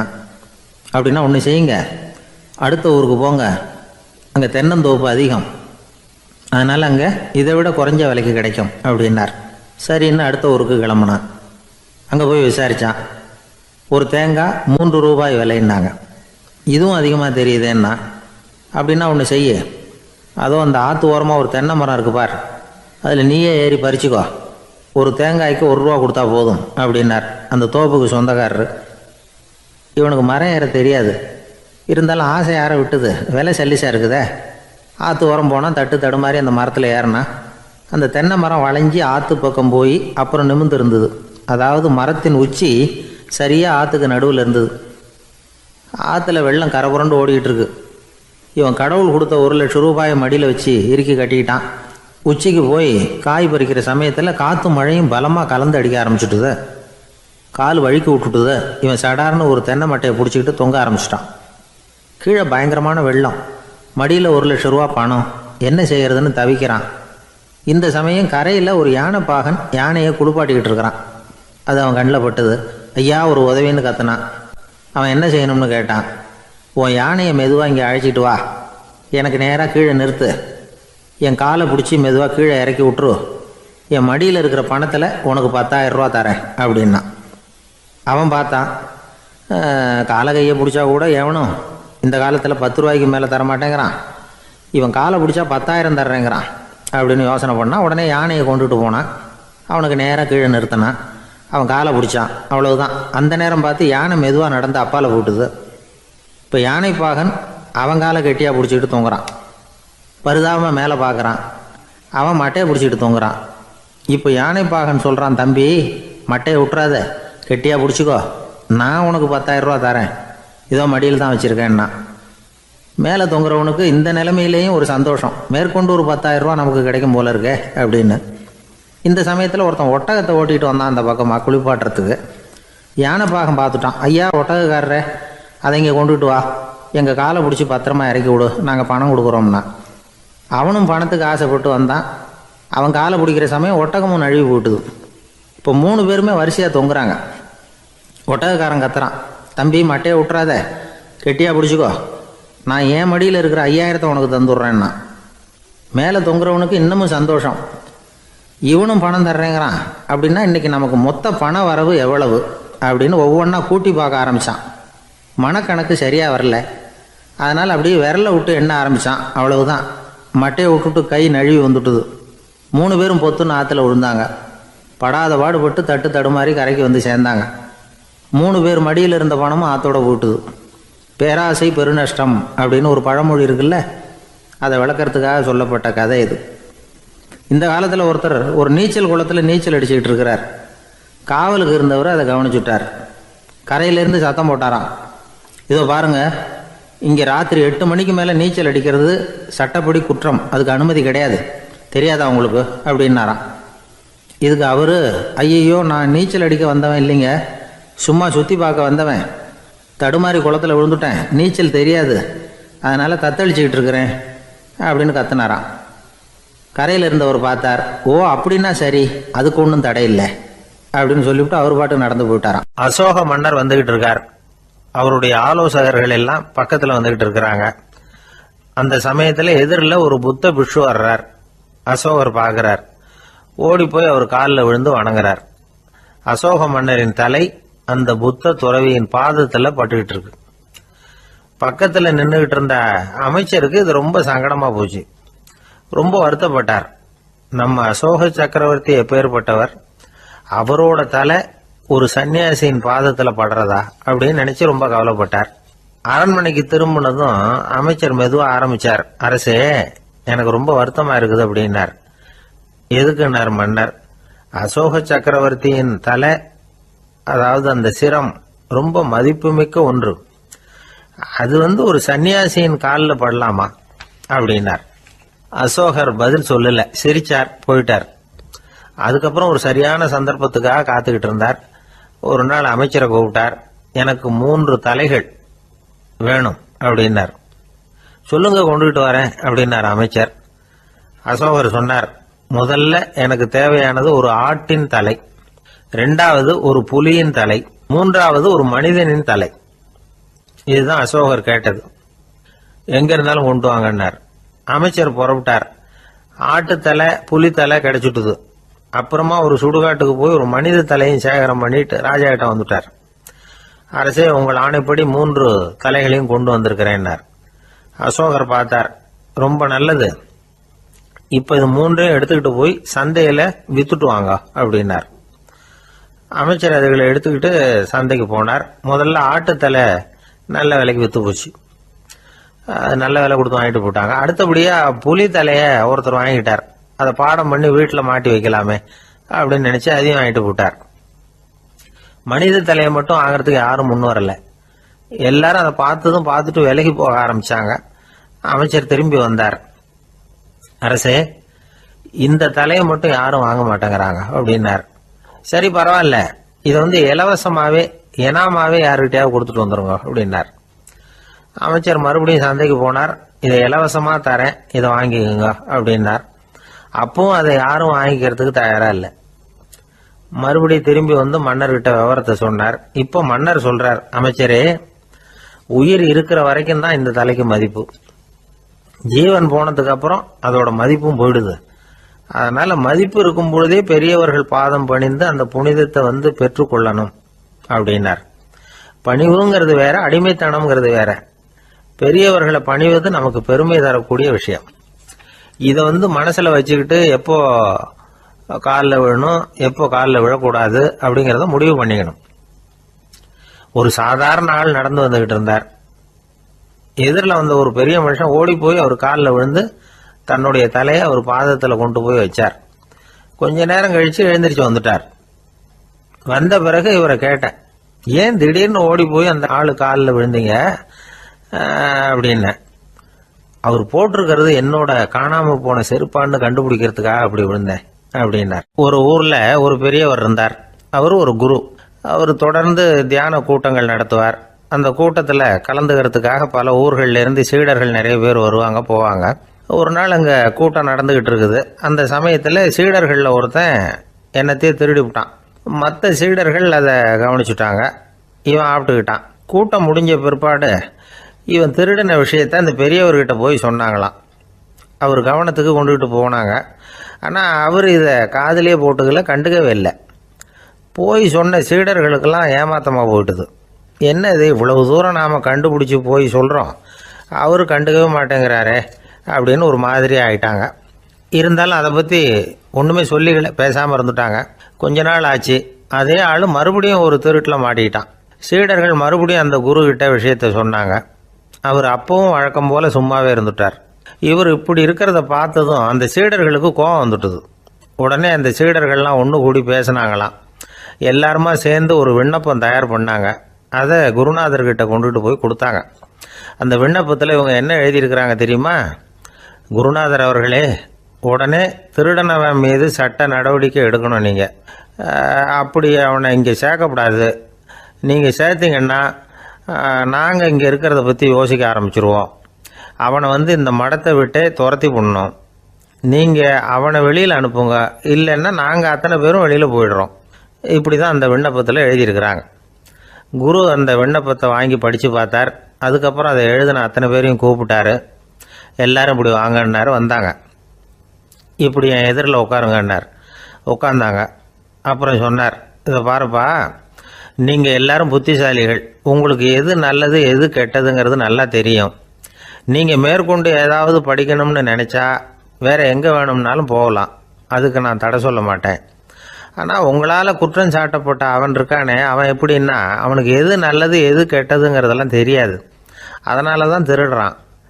நீங்கள் சொல்கிறது மாதிரி அவனை அடித்து துரத்தி போடுறோம்னு வச்சுக்கோங்க, அவனுக்கு எப்படி நல்லது கெட்டது தெரியும்? அவனுக்கு அதை யார் சொல்லி கொடுக்கறது? அதனால் இங்கேயே இருக்கட்டும், அதுதான் சரி. இதுக்காக நீங்கள் எல்லாரும் என்னை விட்டுட்டு போனாலும் சரி, அவனை நான் விரட்ட மாட்டேன் அப்படின்னு விட்டாரான். இவ்வளவையும் திருடனை அந்த சீடன் கேட்டுக்கிட்டே இருந்திருக்கான். அவன் கண்களில் கண்ணீர். அப்படியே எழுந்திரிச்சு வந்தான். குரு காலில் விழுந்தான். அவன் கண்ணீரில் அவனது தீமை கழுவப்பட்டது அப்படிம்பாங்க. அதாவது சீடர்களுக்கு அந்த குருவோட பெருமை அப்போ தான் புரிஞ்சுதான். ஒரு நல்ல ஆசிரியர் இருக்காருன்னு வச்சுக்கோங்க, நல்லா படிக்கிற பையனுக்கு தான் பாடம் சொல்லி கொடுப்பேன்னா அது என்ன பெரிய விஷயமா? மோசமாக படிக்கிறவனையும் மாற்றி காட்டுறேங்கிறது தான் பெருமை. இந்த காலத்து குரு ஒருத்தர் ஒரு ஆசிரமம் வச்சு நடத்திட்டு வந்தார். நிறைய பேர் தினம் வருவாங்க போவாங்க. ஒரு நாள் ஒருத்தன் வந்தான். அந்த குரு முன்னாடி போய் நின்னான். ஐயா, என்ன உங்கள் சீடனாக ஏற்றுக்கணும்னா. அந்த குரு நிமிர்ந்து பார்த்தார். உன்னுடைய நோக்கம் என்னன்னு கேட்டார். ஐயா, உங்ககிட்ட கொஞ்ச நாள் இருந்தேன்னா நல்ல பழக்க வழக்கங்களை கற்றுக்கலாம், அதுக்கப்புறம் வெளியில் போய் ஒரு நல்ல தொழில் தொடங்கி வாழ்க்கையில் முன்னுக்கு வரணுங்கிறது தான் என்னோட நோக்கம் அப்படின்னா. நீ சொல்கிறது சரி, ஆனால் உன்னால் இங்கே நல்ல பழக்க வழக்கங்களை கற்றுக்க முடியலேன்னு வச்சுக்கோ, அப்போ என்ன பண்ணுவேன் அப்படின்னு கேட்டார் அவர். அப்படி ஆச்சுன்னா என்ன, உங்களை மாதிரியே ஒரு ஆசிரமம் ஆரம்பித்து அதுக்கு குருவாக இருந்துட்டு போகிறேன் அப்படின்னு நானும். ஒருத்தன் வேகமாக ஓடி வந்தான். ஏப்பா அப்படி தலை தெறிக்க ஓடி வர்றேன்னு கேட்டேன். பின்னாடி துரத்திக்கிட்டு வருது சார் அப்படின்னா. ஏதாவது நாய் துரத்திக்கிட்டு வருது போல இருக்கு அப்படின்னு நினச்சி அவனுக்கு பின்னாடி பார்க்குறேன். கண்ணுக்கு எட்டின தூரம் வரைக்கும் எதுவுமே தெரியல. ஏன்பா எதுவும் ஒன்றை துரத்துறது மாதிரி தெரியலையே என்ன, நல்லா பாருங்கள் சார் அப்படின்னா. பார்த்துட்டு தான் சொல்கிறேன் என்ன. இதோ பாருங்கள் சார், இதுதான் என்னை துரத்துது அப்படின்னு அவன் காட்டுறான். அவன் சுட்டி காட்டின இடத்துல பார்த்தா அங்கே அவனுடைய நிழல் தான் தெரியுது. என்னப்பா சொல்கிற அப்படின்னு சொல்லி அவனை சந்தேகமாக பார்த்தேன். அதுக்கப்புறம் தான் அவன் விவரமாக பேசினான். சார், எனக்கு என் நிழலை கண்டா பிடிக்கிறதில்ல. எப்போ பார்த்தாலும் இது என்னையே பின்தொடர்ந்து வந்துக்கிட்டு இருக்குது. இதை என்னால் சகிக்கவே முடியல. இதை என்கிட்டேருந்து பிரிக்கிறதுக்கு எவ்வளவோ முயற்சிகள்லாம் பண்ணி பார்த்துட்டேன், முடியலன்னா. அப்படி என்னென்ன முயற்சிகள் பண்ணினேன் அப்படின்னு கேட்டேன். அவன் என்னென்ன செஞ்சாங்கிறத விவரமாக சொன்னான். அவன் என்ன பண்ணியிருக்கிறான், ஒரு பெரிய குழியை தோண்டி அதில் தன்னுடைய நிழலை புதைச்சிருவோம் அப்படின்னு முடிவு பண்ணிட்டு மண்வெட்டி எடுத்துக்கிட்டு தோட்டத்து பக்கம் போயிருக்கான். ஆழமாக ஒரு குழியை தோண்டியிருக்கான். குனிஞ்சு பார்க்குறான். அந்த குழிக்குள்ளே தன்னுடைய நிழல் தெரியுது. ஆஹா, இதுதான் சமயம், நிழல் இப்போ குழிக்குள்ளே இருக்குது, மண்ணை போட்டு மூடி விடலாம் அப்படின்னு நினச்சிக்கிட்டு கொஞ்சம் மண்ணை அள்ளி போட்டான். பார்த்தா இப்போ அந்த நிழல் அந்த மண்ணுக்கு மேலே வந்து நிற்கிது. இது ஏதுடா வம்பா போச்சு அப்படின்னு அவசரமாக மண்ணை வாரி போட்டு மூடி பார்க்குறான். குழி பூராவும் மூடி விட்டு பார்க்குறான். மறுபடியும் நிழல் மேலே வந்து உட்காந்துக்கிட்டு இருக்குது. சரி, இதை குழியில் புதைக்க முடியாது அப்படின்னு முடிவு பண்ணிட்டு இதை இங்கேயே இப்படியே விட்டுட்டு ஒரே ஓட்டமாக ஓடி போடுவோம் அப்படின்னு நினச்சி எடுத்தான் ஓட்டம். அது காலை நேரம். இவன் மேற்க நோக்கி ஓடிக்கிட்டு இருக்கிறான். ஓடி ஓடி பார்க்குறான், நிழல் இவனை விட வேகமாக இவனுக்கு முன்னாடி ஓடிக்கிட்டு இருக்கு. சரி, திரும்பி ஓடி பார்ப்போம் அப்படின்னு நினச்சிக்கிட்டு அப்படியே சடார்னு திரும்பி ஓட ஆரம்பித்தான். பார்த்தான், அப்பாடா நிழலை காணலை. கொஞ்சம் தூரம் ஓடி ஒரு இடத்துல நின்று அப்படியே சாவகாசமாக திரும்பி பார்க்குறான். பின்னாடி நின்றுக்கிட்டு இருக்குது நிழல். இப்படி ஓடி வந்து தான் இங்கே நம்ம முன்னாடி நின்று தன்னுடைய அவஸ்தையை சொல்லிகிட்டு இருக்கிறான். இந்த நிழலை துரத்துறது அல்லது வெட்டி விடுறது, இதுக்கு ஏதாவது வழி இருக்கா சொல்லுங்கள் சார் அப்படிங்கிறான். நமக்கு ஒன்றும் புரியல. அந்த நேரம் பார்த்து ஒரு பெரியவர் வந்தார். அவர்கிட்ட யோசனை கேட்டோம், என்ன செய்யலாம்னு. அவர் சொன்னார், இந்த பாருப்பா, நீ அங்கேயும் எங்கேயும் ஓடாத, அப்படியே கீழே படுத்துக்கொண்டார். அது நல்ல உச்சி வேலை. அவன் அப்படியே கீழே படுத்துக்கிட்டான். இப்போ அப்படி இப்படின்னு திரும்பி பார்க்குறான், நிழலை காணலை. அவன் இப்போ தான் நிம்மதியாக இருந்தான். இப்போ அந்த பெரியவர் சொன்னார், எல்லா மனிதர்களுமே இப்படி தான் ஓடிக்கிட்டு இருக்கிறாங்க. நான் எனது அப்படிங்கிற ஆணவம் தான் அவங்கள துரத்திக்கிட்டு இருக்கு. அதை விட்டுட்டு ஓடணும்னு நினச்சாலும் அது முன்னாடி வந்து நிற்கிது. பரம்பொருளை நோக்கி ஓடுறப்போ இந்த ஆணவம் பின்னாடி வந்துவிடுது. பரிபூர்ண சரணாகதிங்கிற நிலையில் அது முழுசுமாக மறைஞ்சுடுது. தன்னை உணர்கிற வேலை அது. அந்த நேரம் மனிதனுக்கு விடுதலை உணர்வு ஏற்படுகிற நேரம் அது. அப்படிப்பட்ட சுதந்திர மனிதர்களாக எல்லாரும் மாறி போயிட்டாங்கன்னா இந்த உலகமே இன்பமயம் அப்படின்னு ஒரு விளக்கம் கொடுத்தார் பெரியவர். நம்மால் ஒருத்தர் வேகமாக ஓடி வந்துக்கிட்டு இருந்தான். ஏன்டா அப்படி ஓடி வர்ற அப்படின்னு கேட்டார் எதிரில் வந்தவர். ஆசை துரத்துது, அதுதான் ஓடி வர்றேன்னா. உனக்கு என்ன ஆசைன்னு கேட்டார். எனக்கு ஒன்றும் ஆசை இல்லைங்க, என்னை எப்படியாவது பிடிச்சுடணும்னு போலீஸ்காரங்களுக்கு ஆசை. அந்த ஆசை இப்போ என்னை துரத்தி பின்னாடி வந்துக்கிட்டு இருக்குது. அதுதான் தப்பிச்சு வந்துக்கிட்டு இருக்கிறேன். குறுக்க நிற்காதீங்க சார், வழியை விடுங்க அப்படின்னு சொல்லிவிட்டு வேகமாக ஓடி மறைஞ்சான். ஜப்பானில் உள்ள ஒரு புத்த விகாரை. அங்கே ஒரு வயசான பௌத்த குரு தங்கியிருக்கிறார். ஒரு நாள் ராத்திரி கடுமையான குளிர். அவரால் தாங்க முடியல. பார்த்தார், மரத்தில் செஞ்ச புத்த சிற்பங்கள் அங்கே நிறைய இருந்தது. அதில் ஒன்றை எடுத்து அதுக்கு தீ மூட்டி அந்த நெருப்பில் குளிர் காஞ்சிக்கிட்டு இருக்கிறார். மர சிற்பம் தீ வச்சதும் படபடன்னு வெடிக்க ஆரம்பிச்சுட்டுது. அந்த சத்தத்தை கேட்டதும் அந்த புத்த விகாரையின் குருக்கள் வெளியில் ஓடி வந்தார். இவர் ஆனந்தமாக குளிர் காஞ்சிக்கிட்டு இருக்கிறார். அவரால் பொறுத்துக்க முடியல. தெருவில் தெரிஞ்சுக்கிட்டு இருந்த அந்த பெரியவரை இங்கே தங்க அனுமதித்ததே அவர் தான். இவர் இப்படி பண்ணுறாருன்னு நினச்சிக்கிட்டே அவரை கோபமாக பார்த்தார். ஏன் இப்படி கோபமாக பார்க்குறீங்க, இப்படி உட்காருங்க அப்படிங்கிறாரு இவர். அவருக்கு இன்னமும் கோபம் வந்துட்டுது. எங்கள் கடவுளை எரிச்சுட்டீங்களே அப்படின்னு சத்தம் போட்டாராம். அப்படியா அப்படின்னு கேட்டுக்கிட்டே அந்த சாம்பலை கிளறினார் இவர். என்ன செய்கிறீங்கன்னு கேட்டிருக்காரு அவர். நான் எலும்புகளை தேடுறேன்னாராம். நீங்கள் ஒரு பைத்தியம், இது ஒரு மர சிற்பம், இதில் எலும்புகள் கிடையாது அப்படின்னாராம். அவருக்கு கோபம் வந்துட்டுது. உடனே வெளியில் போங்கன்னு கத்தியிருக்கார். வெளியில் தள்ளி கதவையும் சாத்தி விட்டாராம். மறுநாள் காலையில் கதவை திறந்து பார்த்தா அந்த வயசான பெரியவர் ஒரு மைல்கல் மேலே சில காட்டு பூக்களை வச்சு புத்தம் சரணம் கச்சாமின்னு சொல்லிக்கிட்டே இருக்கிறார். இவருக்கு சந்தேகமாக போட்டுது. கிட்ட போனார். என்ன செஞ்சுக்கிட்டு இருக்கீங்கன்னு கேட்டார். இது என்னுடைய காலை நேர பிரார்த்தனைனாராம்.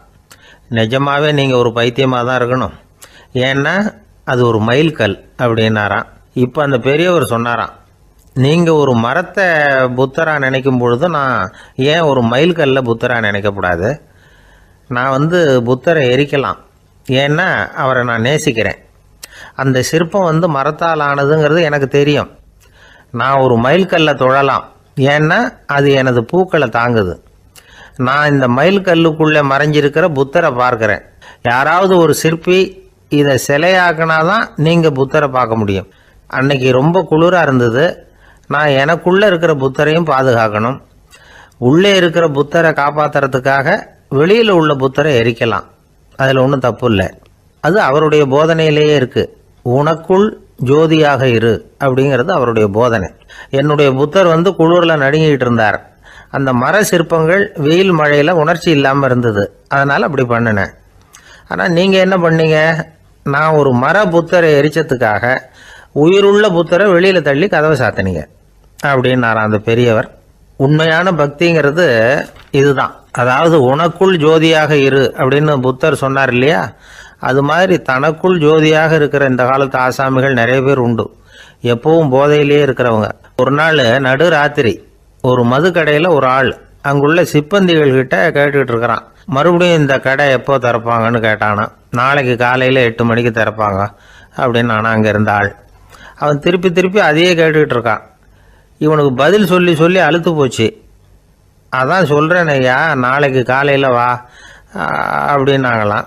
அதுக்கு இவன், நான் வர்றதுக்காக கேட்கலையா, நேற்றுக்கு வந்தவன் உள்ளேயே மாட்டிக்கிட்டேன், வெளியில் போகிறதுக்காக கேட்டேன் அப்படின்னு நானும். ஒரு ஏரி ஓரமாக 2 பசங்க நடந்து போய்கிட்டு இருக்கிறாங்க. அதில் ஒருத்தன் பணக்கார வீட்டு பையன், இன்னொருத்தன் ஏழை. இவங்க 2 பேரும் போய்கிட்டு இருக்கிறாங்க. வழியில் ஒரு இடத்துல ஒரு ஜோடி செருப்பு இவங்க கண்ணில் படுது. ஒரு விவசாயி அந்த செருப்பை அங்கே விட்டுட்டு பக்கத்தில் இருந்த ஏரியில் கை காலை கழுவிட்டு இருக்கிறார். உடனே அந்த பணக்கார பையனுக்கு ஒரு ஐடியா. அவன் சொன்னானா, டேய், இப்போ ஒரு வேடிக்கை செய்யலாம்.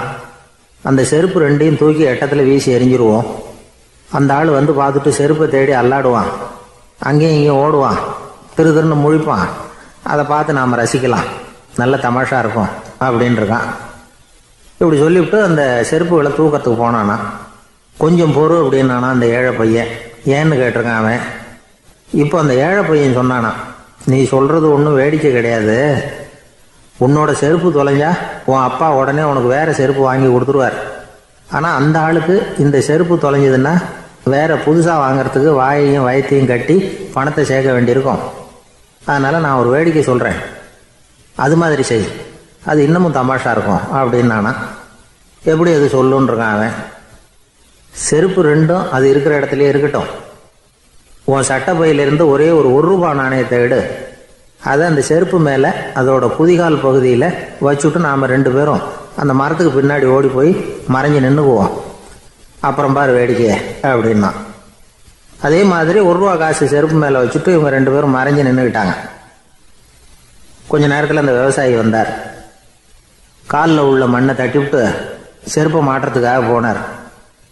அங்கிருந்த காசு கண்ணில் போட்டுட்டுது. அவருக்கு ஆச்சரியமாக போச்சு. அதை கையில் எடுத்து பார்க்குறார். 4 பக்கமும் திரும்பி திரும்பி பார்க்குறார், யார் இதை வச்சிருப்பான்னு. கடைசியில் ஆகாயத்தை பார்க்குறார். ஆண்டவா, இது உன்னோட கருணை தான். நீ தான் யாரோ புண்ணியவான் மனசில் தர்மம் பண்ணுற எண்ணத்தை உண்டாக்கி இருக்கிற. அந்த புண்ணியவான் நல்லா இருக்கணும் அப்படின்னு வாழ்த்தி அந்த காசை கண்ணில் ஒத்திக்கிட்டாராம். மறைஞ்சிருந்து பார்த்துக்கிட்டு இருந்த ஏழை பையன் இப்படி சொன்னான், பாத்தியா, பொண்ணை புண்ணியவான்னு வாழ்த்திக்கிட்டு போகிறார் அந்த ஆள். அவருக்கும் சந்தோஷம், அதை பார்த்து நமக்கும் சந்தோஷம். உனக்கு ரூபாங்கிறது ஒரு பெரிய விஷயம் இல்லை, ஆனால் அதனால் நமக்கு கிடைச்சிருக்கிற மகிழ்ச்சி ரொம்ப உயர்வானது அப்படின்னு நானா.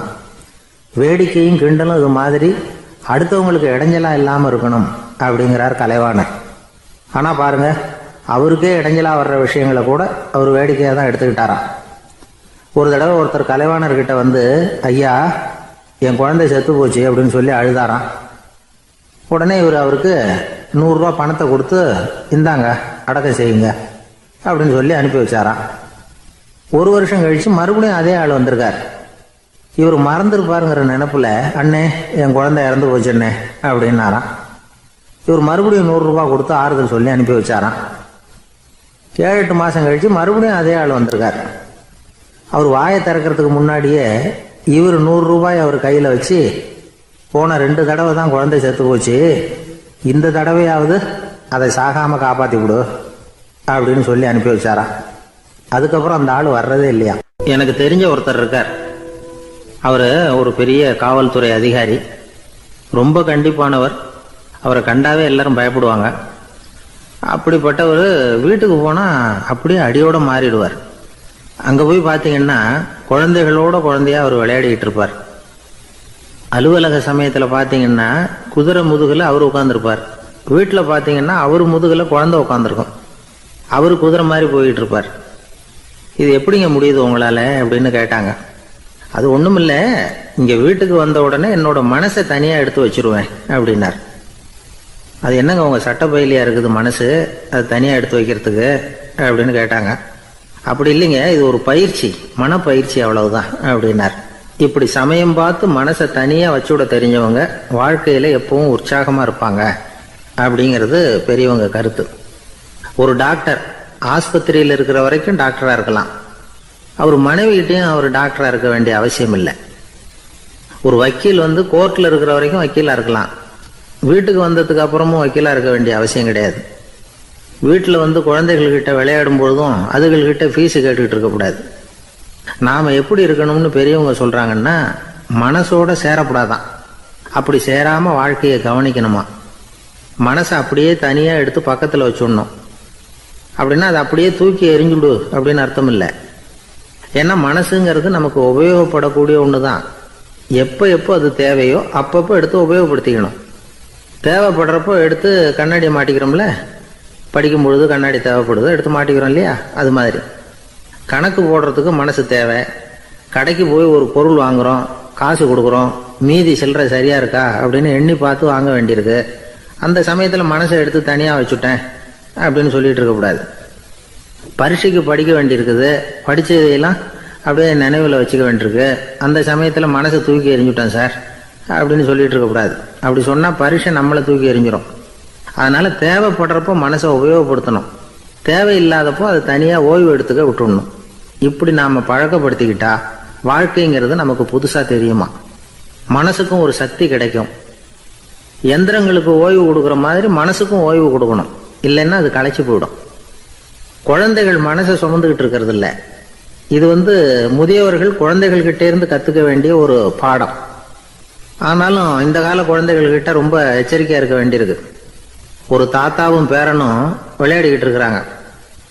தாத்தா எனக்கு சைக்கிள் ஓட்ட கற்று விடு அப்படிங்கிறான் பேரன். சைக்கிள் உயரம் கூட இல்லை, அதுக்குள்ளே சைக்கிள் ஓட்டணுமா அப்படின்னாரு தாத்தா.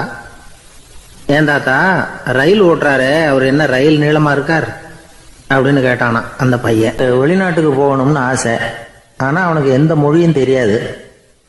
இருந்தாலும் சமாளிச்சுக்கலாம்னு முடிவு பண்ணிட்டு கிளம்பிட்டான். ஏதோ ஒரு தேசத்துக்கு போய் சேர்ந்தான். அங்கே அவனுக்கு யாரையும் தெரியாது. அவங்க என்ன மொழியில் பேசிக்கிறாங்க அப்படிங்கிறது கூட புரியல. என்ன பண்ணுறதுன்னு யோசனை பண்ணிட்டு ஒரு இடத்துல நின்றுக்கிட்டு இருக்கிறான். எதிர ஒரு பெரிய கட்டடம், நிறைய பேர் உள்ளே போயிட்டு இருக்கிறாங்க. இவனும் அவங்க பின்னாடியே உள்ளே போனான். ஒரு பெரிய அறை, அலங்காரம்லாம் பண்ணி வச்சிருக்கிறாங்க. நிறைய பேர் சாப்பிட்றதுக்காக உட்காந்துருக்குறாங்க. இவனுக்கு நல்ல பசி, அதனால் இவனும் உட்காந்தான். சாப்பாடு போட்டாங்க, சாப்பிட்டான். அன்பான உபசரிப்பு. இவன் மனசுக்குள்ளே நினச்சிக்கிட்டான், இது ஏதோ அரசருடைய அரண்மனை மாதிரி தெரியுது, இன்னைக்கு ஏதோ விருந்து நடக்குது, நல்ல வேளை நம்ம பசியும் தீர்ந்தது அப்படின்னு நினச்சிக்கிட்டே நிமிர்ந்து பார்க்குறான். சாப்பாடு பரிமாறினவன் எதிரில் ரொம்ப பணிவோட முதுகை வளைச்சி வணக்கம் தெரிவித்தான். இவனும் எழுந்திரிச்சு நின்று முதுகை வளைச்சி வணக்கம் தெரிவித்தான். ரொம்ப நன்றின்னா. அவன் ஒரு சீட்டை இவன் கையில் கொடுத்தான். இவன் அதை வாங்கி பார்க்குறான். என்ன எழுதியிருக்குன்னு ஒன்றும் புரியல. சரி, இந்த நாட்டில் தங்களுடைய நன்றியை சீட்டில் எழுதி தான் கொடுப்பாங்க போல இருக்கு அப்படின்னு நினச்சிக்கிட்டு மறுபடியும் நன்றின்னா. ஆனால் அவன் காசை கொடுங்கன்னா. ஏன்னா அது ஒரு ஹோட்டல், இவன் சாப்பிட்டதுக்கான பில் அது. இவன் அதை புரிஞ்சிக்கவே இல்லை. நன்றின்னு அந்த சீட்டில் எழுதி கொடுக்குறாங்க போல இருக்கு அப்படின்னு நினச்சிக்கிட்டு அதை வாங்கி சட்டை பையில் பத்திரமா வச்சுக்கிட்டு பரவாயில்லைங்க ரொம்ப மகிழ்ச்சின்னா. ஒரு வெளிநாட்டுக்காரனுக்கு இவ்வளவு தூரம் மரியாதை பண்ணுறீங்களே, எங்கள் ஊருக்கு போனதும் உங்களை பற்றி நிறைய சொல்லுவேன் அப்படின்னா. இவன் என்ன சொல்கிறான்னு அவனுக்கு புரியல. இவனை பிடிச்சி அழைச்சிட்டு போய் முதலாளி முன்னாடி நிறுத்தினான். நாம் சொன்னதில் இவனுக்கு ரொம்ப பெருமையாக இருக்கணும் போல இருக்கு, அதுதான் பெரிய இடத்துக்கு அழைச்சிட்டு வந்திருக்கிறான் அப்படின்னு இவன் நினச்சிக்கிறான். அவரும் பில்லுக்கான பணத்தை கொடுங்கிறாரு. பரவாயில்லைங்க ரொம்ப மகிழ்ச்சி நன்றிங்கிறான் இவன். அவரு பார்த்தார், இவனை நீதிமன்றத்துக்கு அனுப்பி வச்சுட்டார்.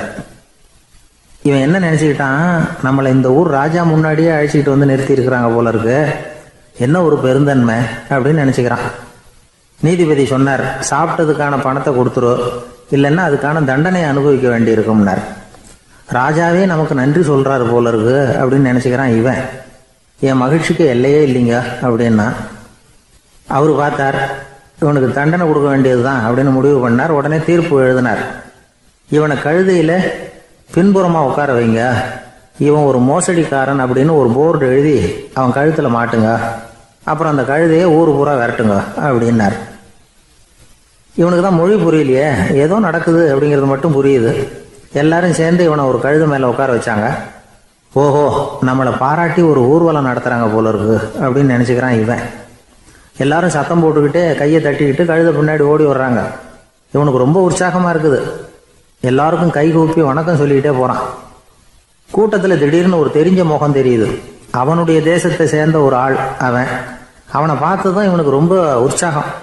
நம்ம ஊருக்கு போனதும் இங்கே நமக்கு கிடைச்ச மரியாதையெல்லாம் உண்மைதான்னு சொல்கிறதுக்கு ஒரு சாட்சியும் கிடைச்சிட்டுது அப்படின்னு நினச்சிக்கிறான். அவனை பார்த்து கத்தனான், நல்லா பார்த்துக்க, இந்த ஊர் மக்கள் எனக்கு எப்படிப்பட்ட வரவேற்பு கொடுக்குறாங்கங்கிறத நல்லா கவனிச்சுக்கோ அப்படிங்கிறான்.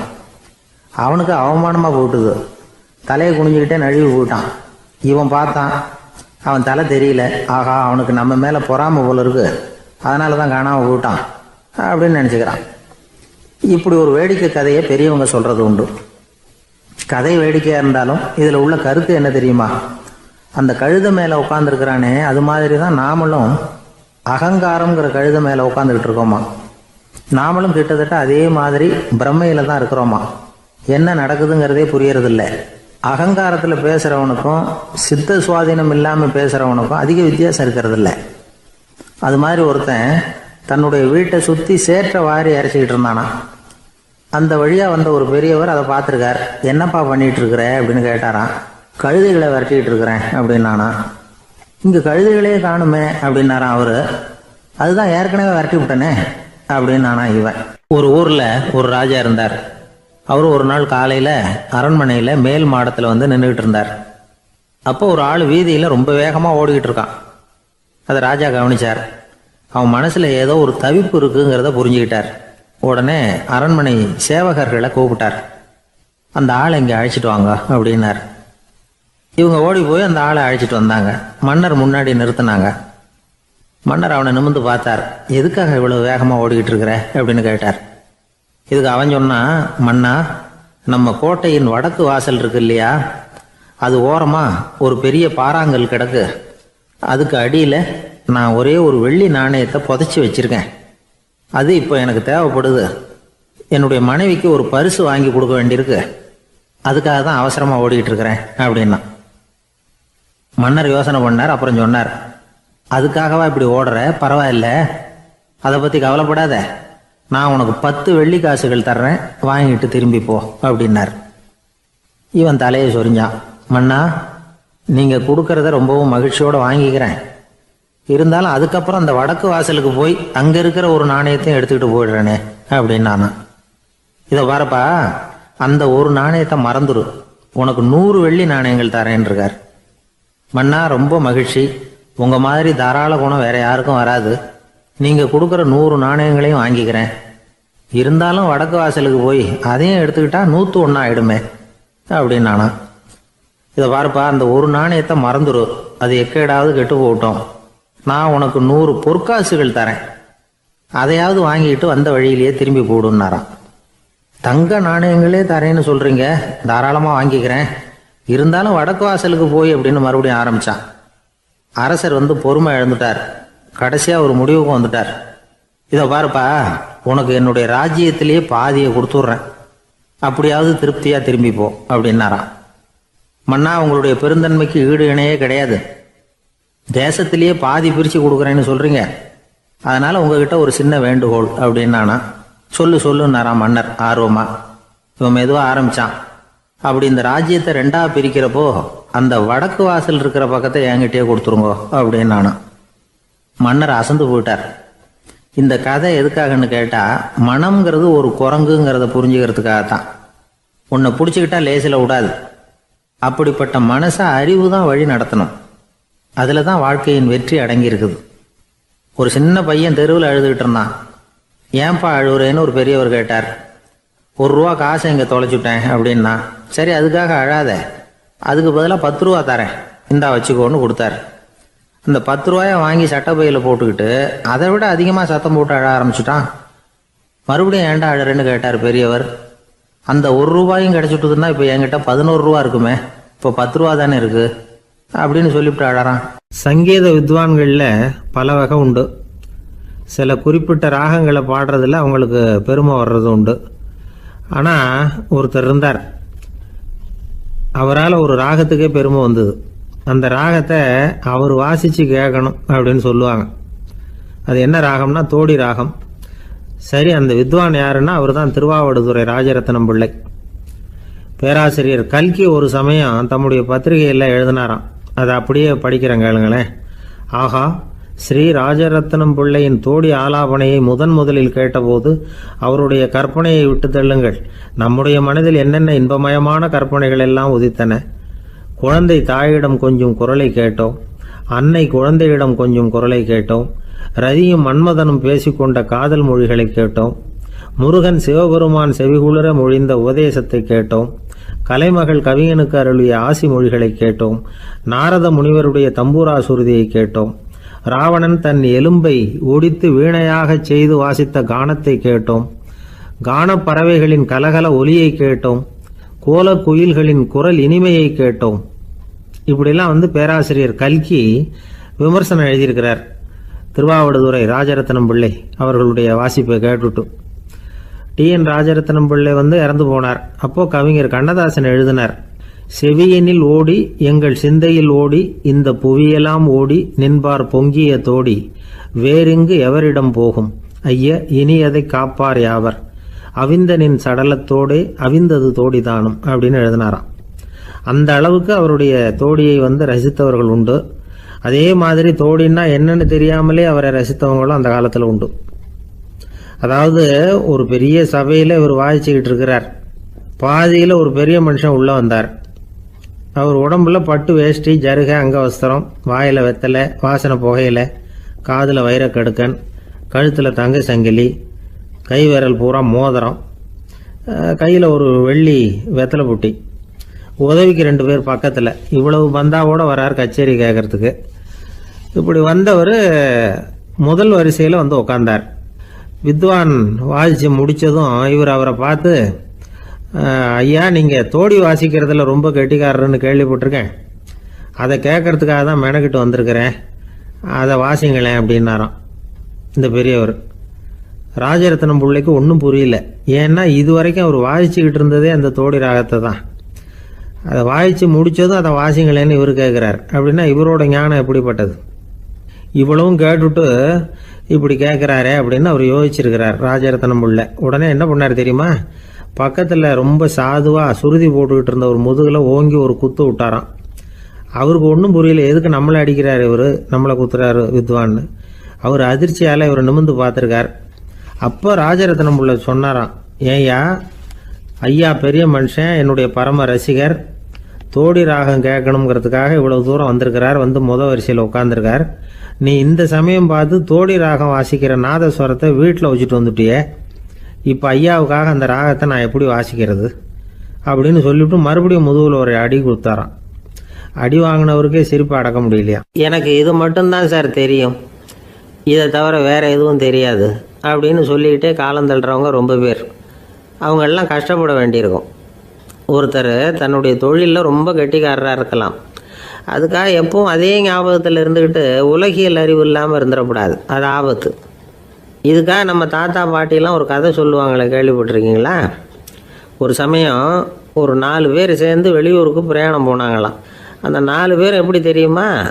ஒருத்தர் வேதாந்தி, இன்னொருத்தர் சங்கீத வித்வான், 3வது ஆள் வைத்தியர், 4வது ஆள் ஜோசியர்.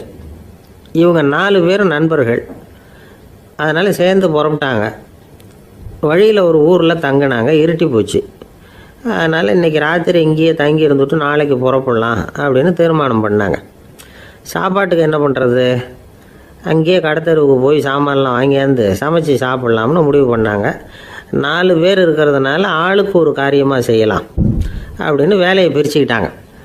வைத்தியர் கரிகாய் வாங்க போனார், வேதாந்தி எண்ணெய் வாங்க போனார், ஜோசியர் பலசரக்கு வாங்க போனார், சங்கீத வித்வானுக்கு சமைக்கிற வேலை.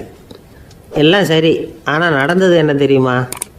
கடைத்தெருவுக்கு காய்கறி வாங்க போனார்ல வைத்தியர், அங்கே போய் மார்க்கெட்டில் பார்த்தார். ஒவ்வொரு கறிகாயாக எடுத்து பார்த்தார். இது பித்தம், உடம்புக்கு ஒத்துக்காது, இது வாயு, உடம்பு ஒத்துக்காது அப்படின்னு ஒவ்வொன்றா தள்ளினார். கடைசியில் ஒன்றுமே தேரல, வெறுங்கையோடு திரும்பி வந்துக்கிட்டு இருக்கிறார். எண்ணெய் வாங்க போனார் வேதாந்தி, அவர் ஒரு தொன்னையில் எண்ணெயை வாங்கினார். பேசாமல் அதை எடுத்துகிட்டு வர வேண்டியது தானே, முடியல. அவருடைய வேதாந்த மூளை சிந்திக்க ஆரம்பிச்சுட்டுது. இந்த தொன்னைக்கு எண்ணெய் ஆதாரமா அல்லது எண்ணெய்க்கு தொன்னை ஆதாரமா அப்படிங்கிற ஆராய்ச்சியில் இறங்கினார். என்னாச்சு தெரியுமா? அப்படி கவுத்து பார்த்தார். வாங்கின எண்ணெய் பூராவையும் வழியில் கொட்டிவிட்டு வெறும் தொண்டையோடு சேர்ந்தார். பலசரக்கு வாங்க போனார் ஜோசியர். அவர் ஒரு வழியில் பார்த்தாரு. வழியில் வந்தவங்களெல்லாம் அங்கங்கே ஒரு மரத்தடியில் உட்கார வச்சு அவங்களுக்கெல்லாம் ஆர்வம் சொல்ல ஆரம்பிச்சிட்டார். அப்படி ஒவ்வொருத்தராக சொல்லி முடிச்சுட்டு கடத்தருக்கு போய் சேர்ந்தார். இவர் அங்கே போய் சேர்றதுக்குள்ளே ரொம்ப நேரம் ஆகிட்டுது. கடையெல்லாம் பூட்டி விட்டு போயிட்டாங்க. என்ன செய்கிறது? அவரும் வெறுங்கையோடு திரும்பி சேர்ந்தார். சரி, இவங்க கதை தான் இப்படி ஆச்சு. அங்கே சமைக்கிறதுக்காக உட்காந்துருந்தார் சங்கீத வித்வான். அவர் கதை என்னாச்சு தெரியுமா? அங்கே அவர் அடுப்பை பற்ற வச்சு ஒலையை கொதிக்க வச்சார். அதாவது ஒரு பானையில் தண்ணியை ஊற்றி அடுப்பில் வச்சார். அது கொதிக்க ஆரம்பிச்சிது. தண்ணி கொதிக்கிற சத்தம் இருக்குதுல்ல, அது இவருக்கு தாளம் போடுறது மாதிரி இருந்தது. ஒரே குஷி, பாட ஆரம்பிச்சிட்டார். பாடிக்கிட்டே உற்சாகமாக கையில் இருந்த கரண்டியால் அந்த பானையில் தட்டினார், தாளம் போடுறதா நினச்சிக்கிட்டு. அவ்வளவுதான், பானை பட்டுன்னு உடஞ்சி போச்சு. தலையில் கையை வச்சுக்கிட்டு அவரும் உட்காந்துட்டார். எந்த தொழில் தெரிஞ்சாலும் சரி, அதை புத்திசாலித்தனமாக பயன்படுத்த தெரியலன்னா ஆபத்து தான். அதுக்காக தான் இந்த கதை. ஒரு பஸ்ஸு டிரைவர் ரொம்ப கெட்டிக்காரரு. பஸ்ஸை ரொம்ப திறமையாக ஆபத்து இல்லாமல் ஓட்டினதுக்காக பரிசுலாம் வாங்கினவர். அவரே ஒரு படகு ஓட்டுறதுக்காக அழைச்சிட்டு போயிருக்கிறாங்க, மோட்டார் படகு. அதையும் ரொம்ப திறமையாக தான் ஓட்டிகிட்டு போயிருக்கிறாரு. நடுக்கடலில் போனதும் படகு நின்று போச்சு. மோட்டாரில் ஏதோ கோளாறு. என்ன செய்யலாம் அப்படின்னு அந்த டிரைவரை கேட்டிருக்கிறாங்க படகுல இருந்தவங்கெல்லாம். அப்போ அவர் சொன்னாராம், கவலைப்படாதீங்க, ஒன்றும் பிரச்சனை இல்லை, எல்லாரும் கொஞ்சம் கீழே இறங்கி பின்னாடி தள்ளுங்க, மோட்டார் ஸ்டார்ட் ஆகிடும் அப்படின்னாராம். இமயமலை அடிவாரத்தில் ஒரு மடம். அங்கே ஒரு சன்னியாசி இருந்தார். அவர்கிட்ட ஒருத்தர் வந்தார். சுவாமி, ஆசையை உதற நினைக்கிறேன், முடியல, ஒட்டிக்கிட்டே வருது அப்படின்னாராம். இப்படி உட்கார, ஒரு கதை சொல்கிறேன் அப்படின்னு சொல்லி அவர் சொல்ல ஆரம்பித்தாராம். அவர் சொன்ன கதை என்னென்னா, ஒரு ஊரில் ஒரு ஆள் இருந்தான். அவன் பேர் குப்புசாமி. அவங்ககிட்ட எப்பவும் ஒரு பழைய தொப்பி இருக்கும், விடவே மாட்டான். அதனால் அவனை எல்லோரும் தொப்பி சாமி அப்படின்னு தான் கூப்பிடுறது வழக்கம். ஒரு புது தொப்பி வாங்கிக்கப்படாதாப்பா அப்படின்னு நண்பர்கள்லாம் சொல்லி பார்த்தாங்க. பணத்துக்கு எங்கே போவேன் அப்படின்னு விட்டானான். பணம் வச்சுருக்கான், செலவு பண்ண மனசு வரல, மகா கஞ்சன். பழைய பாட்டில்கள்லாம் வாங்கி விற்றுக்கிட்டு இருந்தான். அப்படி ஒரு தடவை பழைய கண்ணாடி சாமான்களை ஏலத்தில் எடுத்தப்போ அதில் ஒரு அருமையான சென்ட்டு பாட்டில் கிடச்சிது. உடனே ஒரு ஐடியா பண்ணான். அந்த சென்ட்டை சின்ன சின்ன பாட்டில்களில் அடைச்சி ஜன்னல் ஓரமாக அடுக்கி வச்சுட்டான். அதை விற்றா நிறைய பணம் கிடைக்குமே, அதனால். இதுக்கு இடையில் ஒரு நாள் அவன் அப்படியே உட்காந்துருந்தான். அந்த நேரம் நண்பன் வந்தான். ஏண்டா, உன் பழைய தொப்பியை மாற்றப்படாதா? ஊரில் எல்லாரும் கேலி பேசுகிறாங்களே ஒன்று தொப்பி சாமின்னு அப்படின்னு சொல்லி கேட்டிருக்கான். இந்த சென்ட்டு பாட்டில் விற்றதும் பணம் வரும், அதுக்கப்புறம் பார்க்கலாம் அப்படின்னு நானா இவன். சரி வா, நீச்சல் குளத்துக்கு போயிட்டு வருவோம் அப்படின்னு கூப்பிட்ருக்கான் நண்பன். 2 பேரும் போனாங்க. அதே நேரம் அந்த ஊர் நீதிபதியும் அங்கே குளிக்க வந்தாராம். அவர்கிட்ட இருந்தது விலை வசந்த ஒரு புது தொப்பி.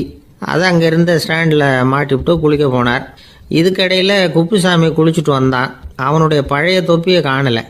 அந்த புது தொப்பியை பார்த்தா இது நண்பனுடைய வேலை தான் அப்படிங்கிறதாக புரிஞ்சுக்கிட்டு அதை எடுத்து மாட்டிகிட்டு வந்துட்டான். நீதிபதி குளிச்சுட்டு வந்து பார்க்குறாரு, தொப்பியை காணும். போலீஸில் புகார் கொடுத்தார். அவங்க வந்து தேடினாங்க. ஒரு மூலையில் பழைய தொப்பி கிடச்சிது. அடடா, இது நம்ம குப்புசாமியோட தொப்பி இல்லையா அப்படின்னு நானா ஒருத்தன். உடனே அவன் வீட்டுக்கு தேடிட்டு போயிருக்காங்க. அங்கே போய் பார்த்தா புது தொப்பி அங்கே இருக்குது. உடனே அவனுக்கு 1000 ரூபா அபராதம் போட்டாங்களாம். அவன் பணத்தை கட்டிவிட்டு ரொம்ப எரிச்சலோடு வீட்டுக்கு வந்தான். பழைய தொப்பி கண்ணில் பட்டது. மறுபடியும் உன்னால தானே எனக்கு 1000 ரூபா நஷ்டம் அப்படின்னு சொல்லி அதை எடுத்துக்கிட்டு அப்படி போயிருக்கான். அந்த ஊர் குளத்தில் வீசி எரிஞ்சிட்டு வந்துட்டான். அது மீன் பிடிக்கிற ஒருத்தன் கையில் சிக்கிச்சு. அவன் வர்ற வழியில் அதை எடுத்து வேகமாக வீசி எறிஞ்சான். அது நேராக குப்புசாமி வீட்டு ஜன்னல் வழியாக உள்ளே வந்து இந்த சென்ட்டு பாட்டில்கள் மேலே விழுந்து எல்லாம் உடஞ்சி நொறுங்கி போச்சு. குப்புசாமி பார்த்தான். தோட்டத்தில் ஆழமாக ஒரு குழியை வெட்டினான். அந்த தொப்பியை போட்டான், மூடிவிட்டான். இதை அடுத்த வீட்டுக்காரன் பார்த்தான். ஏதோ புதையல் தான் வச்சுருக்கான் போல இருக்குன்னு நினச்சான். போலீஸில் போய் புகார் கொடுத்துட்டான். மறுபடியும் போலீஸ் குழியை தோண்டினாங்க. பழைய தொப்பி மறுபடியும் வெளியில் வந்தது. எல்லோரும் சிரிக்கிறாங்க. அன்னைக்கு ராத்திரியே அந்த தொப்பியை எடுத்துக்கிட்டு நேராக புறப்பட்டான். ஒரு கல்லில் அதை சேர்த்து கட்டி குடிநீர் தொட்டி இருக்கும்ல, அதில் போட்டுட்டு வந்துட்டான். இனிமேல் என்ன பண்ணும் பார்ப்போன்னு. ஒரு நாள் திடீர்னு குழாயெல்லாம் அடைப்பட்டு போச்சு. மாநகராட்சி அலுவலர்கள் வந்து என்னன்னு பார்த்தா அந்த பழைய தொப்பி குழாயை அடைச்சிக்கிட்டு இருக்குது. இது குப்புசாமியோட தொப்பிங்கிறது தான் எல்லாருக்கும் தெரியுமே. உடனே குடிநீரை வந்து பாழாக்கணத்துக்காக குப்புசாமிக்கு கோர்ட்டு 2500 ரூபா அபராதம் போட்டுவிட்டுது. அதையும் கட்டிவிட்டு வெளில வந்தான். கடைசியாக முடிவு பண்ணான். ஒரு நெருப்பு குச்சியை கிழிச்சான். தொப்பியை கொளுத்தினான். எரிஞ்சுது. எடுத்து வெளில எரிஞ்சான். கொஞ்ச நேரத்தில் தீ அணைப்பு படம் வந்துட்டுது. ஆமாம், இவன் எடுத்து எரிஞ்சது வெளியில் விழுந்து வீட்டு கூரையே பற்றிக்கிட்டு எரிய ஆரம்பிச்சுட்டுது. அவனோட பணத்தாசையும் அதோடு சேர்ந்து எரிஞ்சு போச்சான். இப்படி ஒரு கதை. இந்த கதையை சொல்லி முடித்தார் அந்த இமயமலை அடிவாரத்தில் இருந்த சன்னியாசி. இப்போ அந்த குப்புசாமி எங்கே இருக்கிறான்னு கேட்டார் எதிரில் இருந்தவர். இதோ உன் எதிரிலே இருக்கிறான், நான் தான் அந்த குப்புசாமி அப்படின்னாரான் அந்த சன்னியாசி. அந்த குப்புசாமி கிட்ட இருந்தது மாதிரி ஒரு பழைய தொப்பி நம்ம ஒவ்வொருத்தர்கிட்டையும் உண்டு. அதை எப்படி தொலைக்கிறதுன்னு தெரியாமல் தடுமாறிக்கிட்டு இருக்கிறோம். அது என்ன தொப்பிங்கிறீங்களா? அதுதான் நம்மை சூழ்ந்திருக்கிற மாயை அப்படிங்கிறார் சுவாமி சின்மயானந்தர். மெய்ஞானம் கிடைக்கிறப்போ மாயை வந்து எரிஞ்சு போகும் அப்படிங்கிறது அவருடைய கருத்து. நம்மால் ஒருத்தர் வேகமாக ஓடி வந்தார். காலில் மாட்டியிருந்த பழைய செருப்பு ரெண்டையும் ஆவேசமாக தூக்கி ஒரு கிணத்துல போட்டுட்டு வெறுங்காலோடு நடந்து வந்துக்கிட்டு இருக்கிறார். ஏன் அப்படி பண்ணீங்க அப்படின்னு கேட்டோம். அந்த செருப்புக்கு சொந்தக்காரன் வந்து பின்னாடி வந்துக்கிட்டு இருக்கிறான், அதனால் அப்படி பண்ணேன் அப்படிங்கிறார் இவர். வாழ்க்கையில் சில சந்தர்ப்பங்களில் நாம் வந்து சில அவமானங்களை சந்திச்சே தீர வேண்டியிருக்கு. என்ன பண்ணுறது, காலம் அப்படி. அவமானப்படுறவங்க உடனே அடங்கி போய்டுறது தான் உலக வழக்கம். அவமானப்பட்டால் உடனே சீறி எழறவங்களும் உண்டு. ஆனால் அதையே ஒரு சவாலாக எடுத்துக்கிட்டு முன்னுக்கு வர்றவங்களும் சில பேர் இருக்கிறாங்க. அவங்க ரொம்ப அபூர்வம். இன்றைக்கி மனோதத்துவ நிபுணர்கள்லாம் என்ன சொல்கிறாங்க தெரியுமா? அவமானப்பட்டுட்டா உடனே அடங்கி போயிடக்கூடாதான். அதையே ஒரு சவாலாக எடுத்துக்கிட்டு மனசில் ஒரு வைராக்கியத்தோடு முயற்சி பண்ணினா வாழ்க்கையில் எல்லாரும் முன்னேறலாமா. அவமானங்கிறத நாம் வந்து வைராக்கியமாக மாற்றிக்கணும். அதுதான் வெற்றிக்கு வழி. ராமர் வந்து இந்த பூமியில் பிறந்ததே ஒரு வைராக்கியத்தினால தான் சார் அப்படின்னார் ஒருத்தர். எப்படிங்க அது அப்படின்னு கேட்டேன். அவர் சொன்னார், தசரதருக்கு ராமர் வந்து குழந்தையாக வந்து பிறக்கணும், அப்போ தான் இங்கே இருக்கிற கஷ்டங்கள்லாம் நீங்கும் அப்படின்னு சர்வ லோகமும் எதிர்பார்த்துக்கிட்டு இருக்குது. ஆனால் அவர் எப்போ வந்து பிறப்பார் அப்படின்னு யாருக்கும் தெரியல. அந்த காரியம் சீக்கிரம் நடக்கணுமே, அதுக்கு என்ன பண்ணுறது? நாரதர் வந்தார் ஒரு நாள் தசரதரை தேடி. தசரதா, உனக்கு ஒரு செய்தி தெரியுமான்னு ஆரம்பித்தார். அவர் எப்பவும் இப்படித்தானே ஆரம்பிக்கிறது வழக்கம். என்ன விஷயம்னு கேட்டார் தசரதர். தசரதா, நீ அடிக்கடி உன்னோட தேரில் ஏறிக்கிட்டு தேவலோகத்துக்கு போகிற, அங்கே போகிற வர்ற எல்லாம் பண்ணிகிட்ருக்க, எல்லாம் சரி. தேவலோகத்துலேயும் உன்னை நல்லபடியாக தான் வரவேற்கிறாங்க. தேவேந்திரன் உன்னை பிரியமாக அழைச்சிட்டு போய் தன்னுடைய அரியாசனத்திலேயே தனக்கு பக்கத்திலேயே உட்கார வைக்கிறான். நீயும் சந்தோஷமாக உட்காந்து பேசிவிட்டு வந்துடுற. ஆனால் நீ இங்கே வந்ததுக்கு அப்புறம் அங்கே என்ன நடக்குது தெரியுமா உனக்கு அப்படின்னாரான் நாரதர். என்ன நடக்குது எனக்கு ஒன்றும் தெரியலையே அப்படின்னாரான் தசரதர். நாரதர்கிட்ட வந்து கிட்டத்தில் வந்து கேட்டிருக்கார், கொஞ்சம் சொல்லுங்கள் என்னது அப்படின்னு. அவர் நெருங்கி வந்தாரான் நாரதரும். மெதுவாக அவர் காதோட காதாக சொன்னாராம். அதாவது நம்ம பாஷையில் சொல்லப்போனால் பற்ற வைக்கிறார். நீ அங்கே தேவேந்திரங்கிட்ட உட்காந்து பேசிவிட்டு வந்த பிறகு நீ அங்கே உட்காந்துருந்த அரியாசனத்தை தண்ணி ஊற்றி கழுவி சுத்தப்படுத்துகிறாங்க. நீ என்ன அந்த அளவுக்கு சுத்தம் இல்லாத ஆளா, தினம் குளிக்காமையாக இருக்கிற அப்படின்னாராம். தசரதருக்கு இது ரொம்ப அவமானமாக போயிட்டுது. அப்படியே செய்கிறாங்க அப்படின்னாராம். ஆமாம், நீ வேணும்னா நான் சொல்கிறது உண்மையா இல்லையா அப்படின்னு சோதனை பண்ணி பார்த்துக்கோ அப்படின்னாரான் நாரதர். உடனே தசரதர் இதுக்காகவே புறப்பட்டு தேவலோகம் போனார். அங்கே வழக்கம் போலவே இவரை கூப்பிட்டு உட்கார வச்சு பேசிக்கிட்டு இருந்தான் தேவேந்திரன். கொஞ்ச நேரம் பேசிக்கிட்டு இருந்துட்டு சரி நான் கிளம்புறேன்னு புறப்பட்டார்.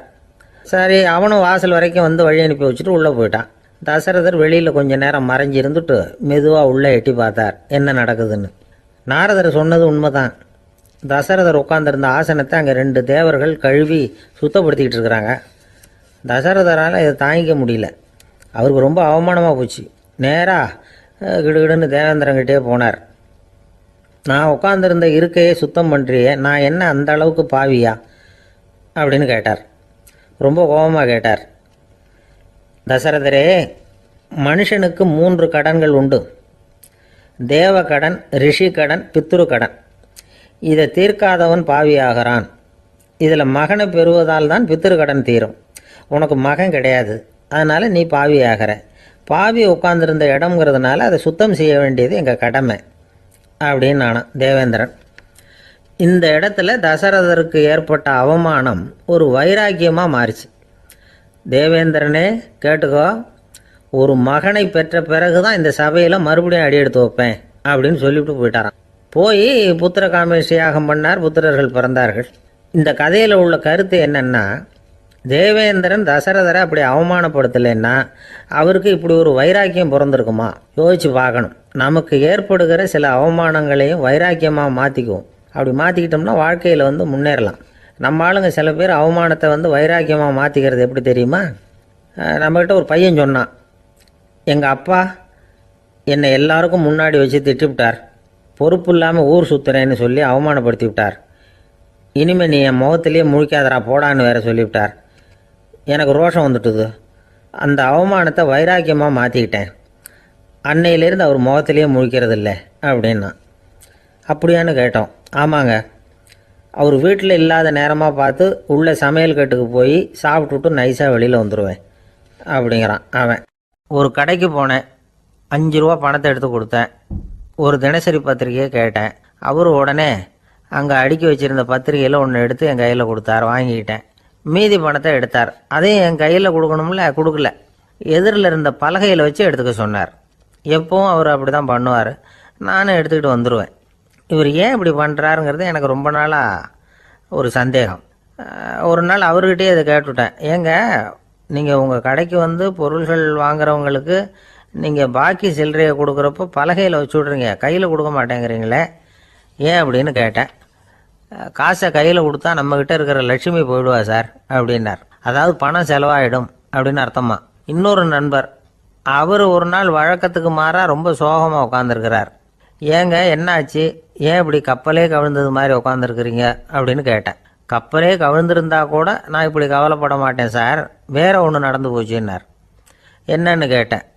என் உச்சந்தலையில் பல்லி ஒன்று விழுந்துட்டுதுன்னார். அதுக்காகவா இப்படி அப்படின்னு ஆச்சரியப்பட்டேன். ஆமாங்க, பல்லி உச்சந்தலையில் விழுந்தால் பலன் என்னன்னு பஞ்சாங்கத்தில் பார்த்தேன், மரணம்னு போட்டிருக்கு அப்படின்னு சொல்லிவிட்டு அவர் தொடர்ந்து கவலைப்பட ஆரம்பிச்சிட்டார். இப்படியும் ஒருத்தர், என் கூட வேலை பார்க்குற ஒருத்தர் எப்படி தெரியுமா, தினமும் வலது காலை வச்சு தான் ஆஃபீஸுக்கு உள்ளே நுழைவார். என்னைக்காவது தவறுதலாக இடது காலை வச்சு உள்ளே வந்துட்டார்னா அன்னைக்கு பூரா மனசு சங்கடப்படுவார். எந்த வேலையும் சரியாக ஓடாது. கேரம் போர்டு ஆடுற ஒருத்தர் எப்போ ஆட உட்காந்தாலும் ஸ்ட்ரைக்கரை கை தவறி கீழே விழுற மாதிரி பண்ணி அதுக்கப்புறம் அதை எடுத்துக்கிட்டு ஆட உட்காருவார். ஏன்னா எப்போவோ ஒரு தடவை நிஜமாகவே அது வந்து கை தவறி கீழே விழுந்திருக்குது.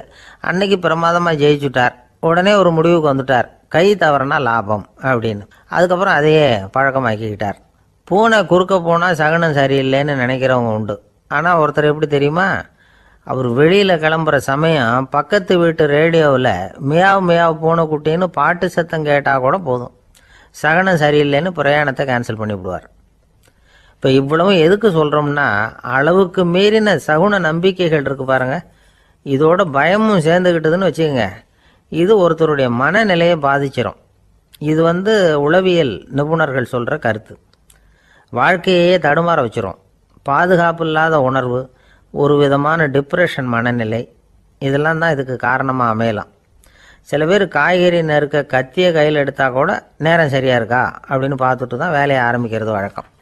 அறிவு தான் மனசுக்கு வாத்தியாராக இருக்கணும். அப்போ தான் வாழ்க்கை நிம்மதியாக இருக்கும்.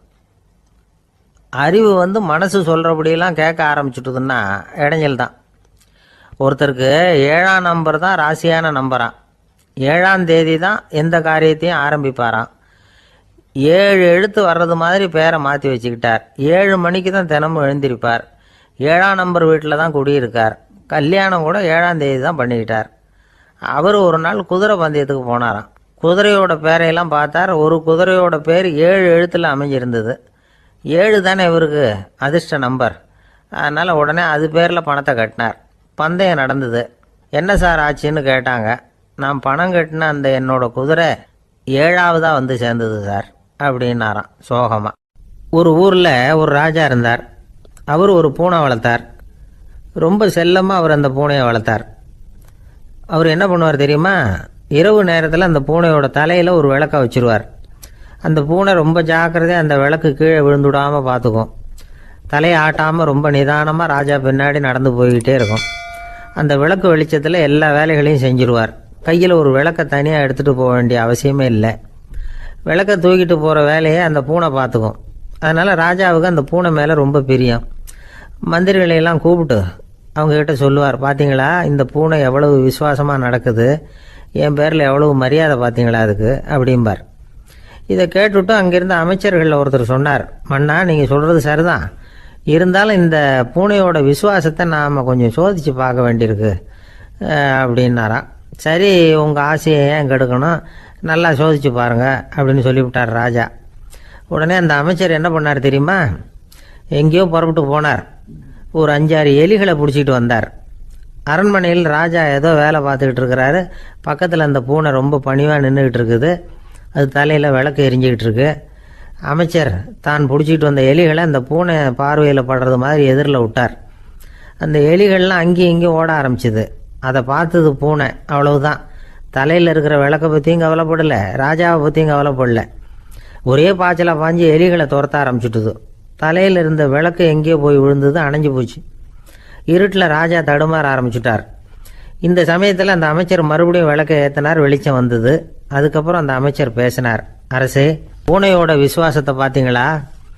எலி அது கண்ணில் படுற வரைக்கும் தான் விசுவாசமாக இருந்தது. அது மாதிரி எலியை பார்த்ததும் எல்லாத்தையும் விட்டுட்டு அதை துரத்த ஆரம்பிச்சுட்டு பார்த்தீங்களா? தான் அந்த பூனையை பற்றி நினச்சது தப்புங்கிறது அதுக்கப்புறம் தான் அந்த ராஜாவுக்கு புரிஞ்சுதான்.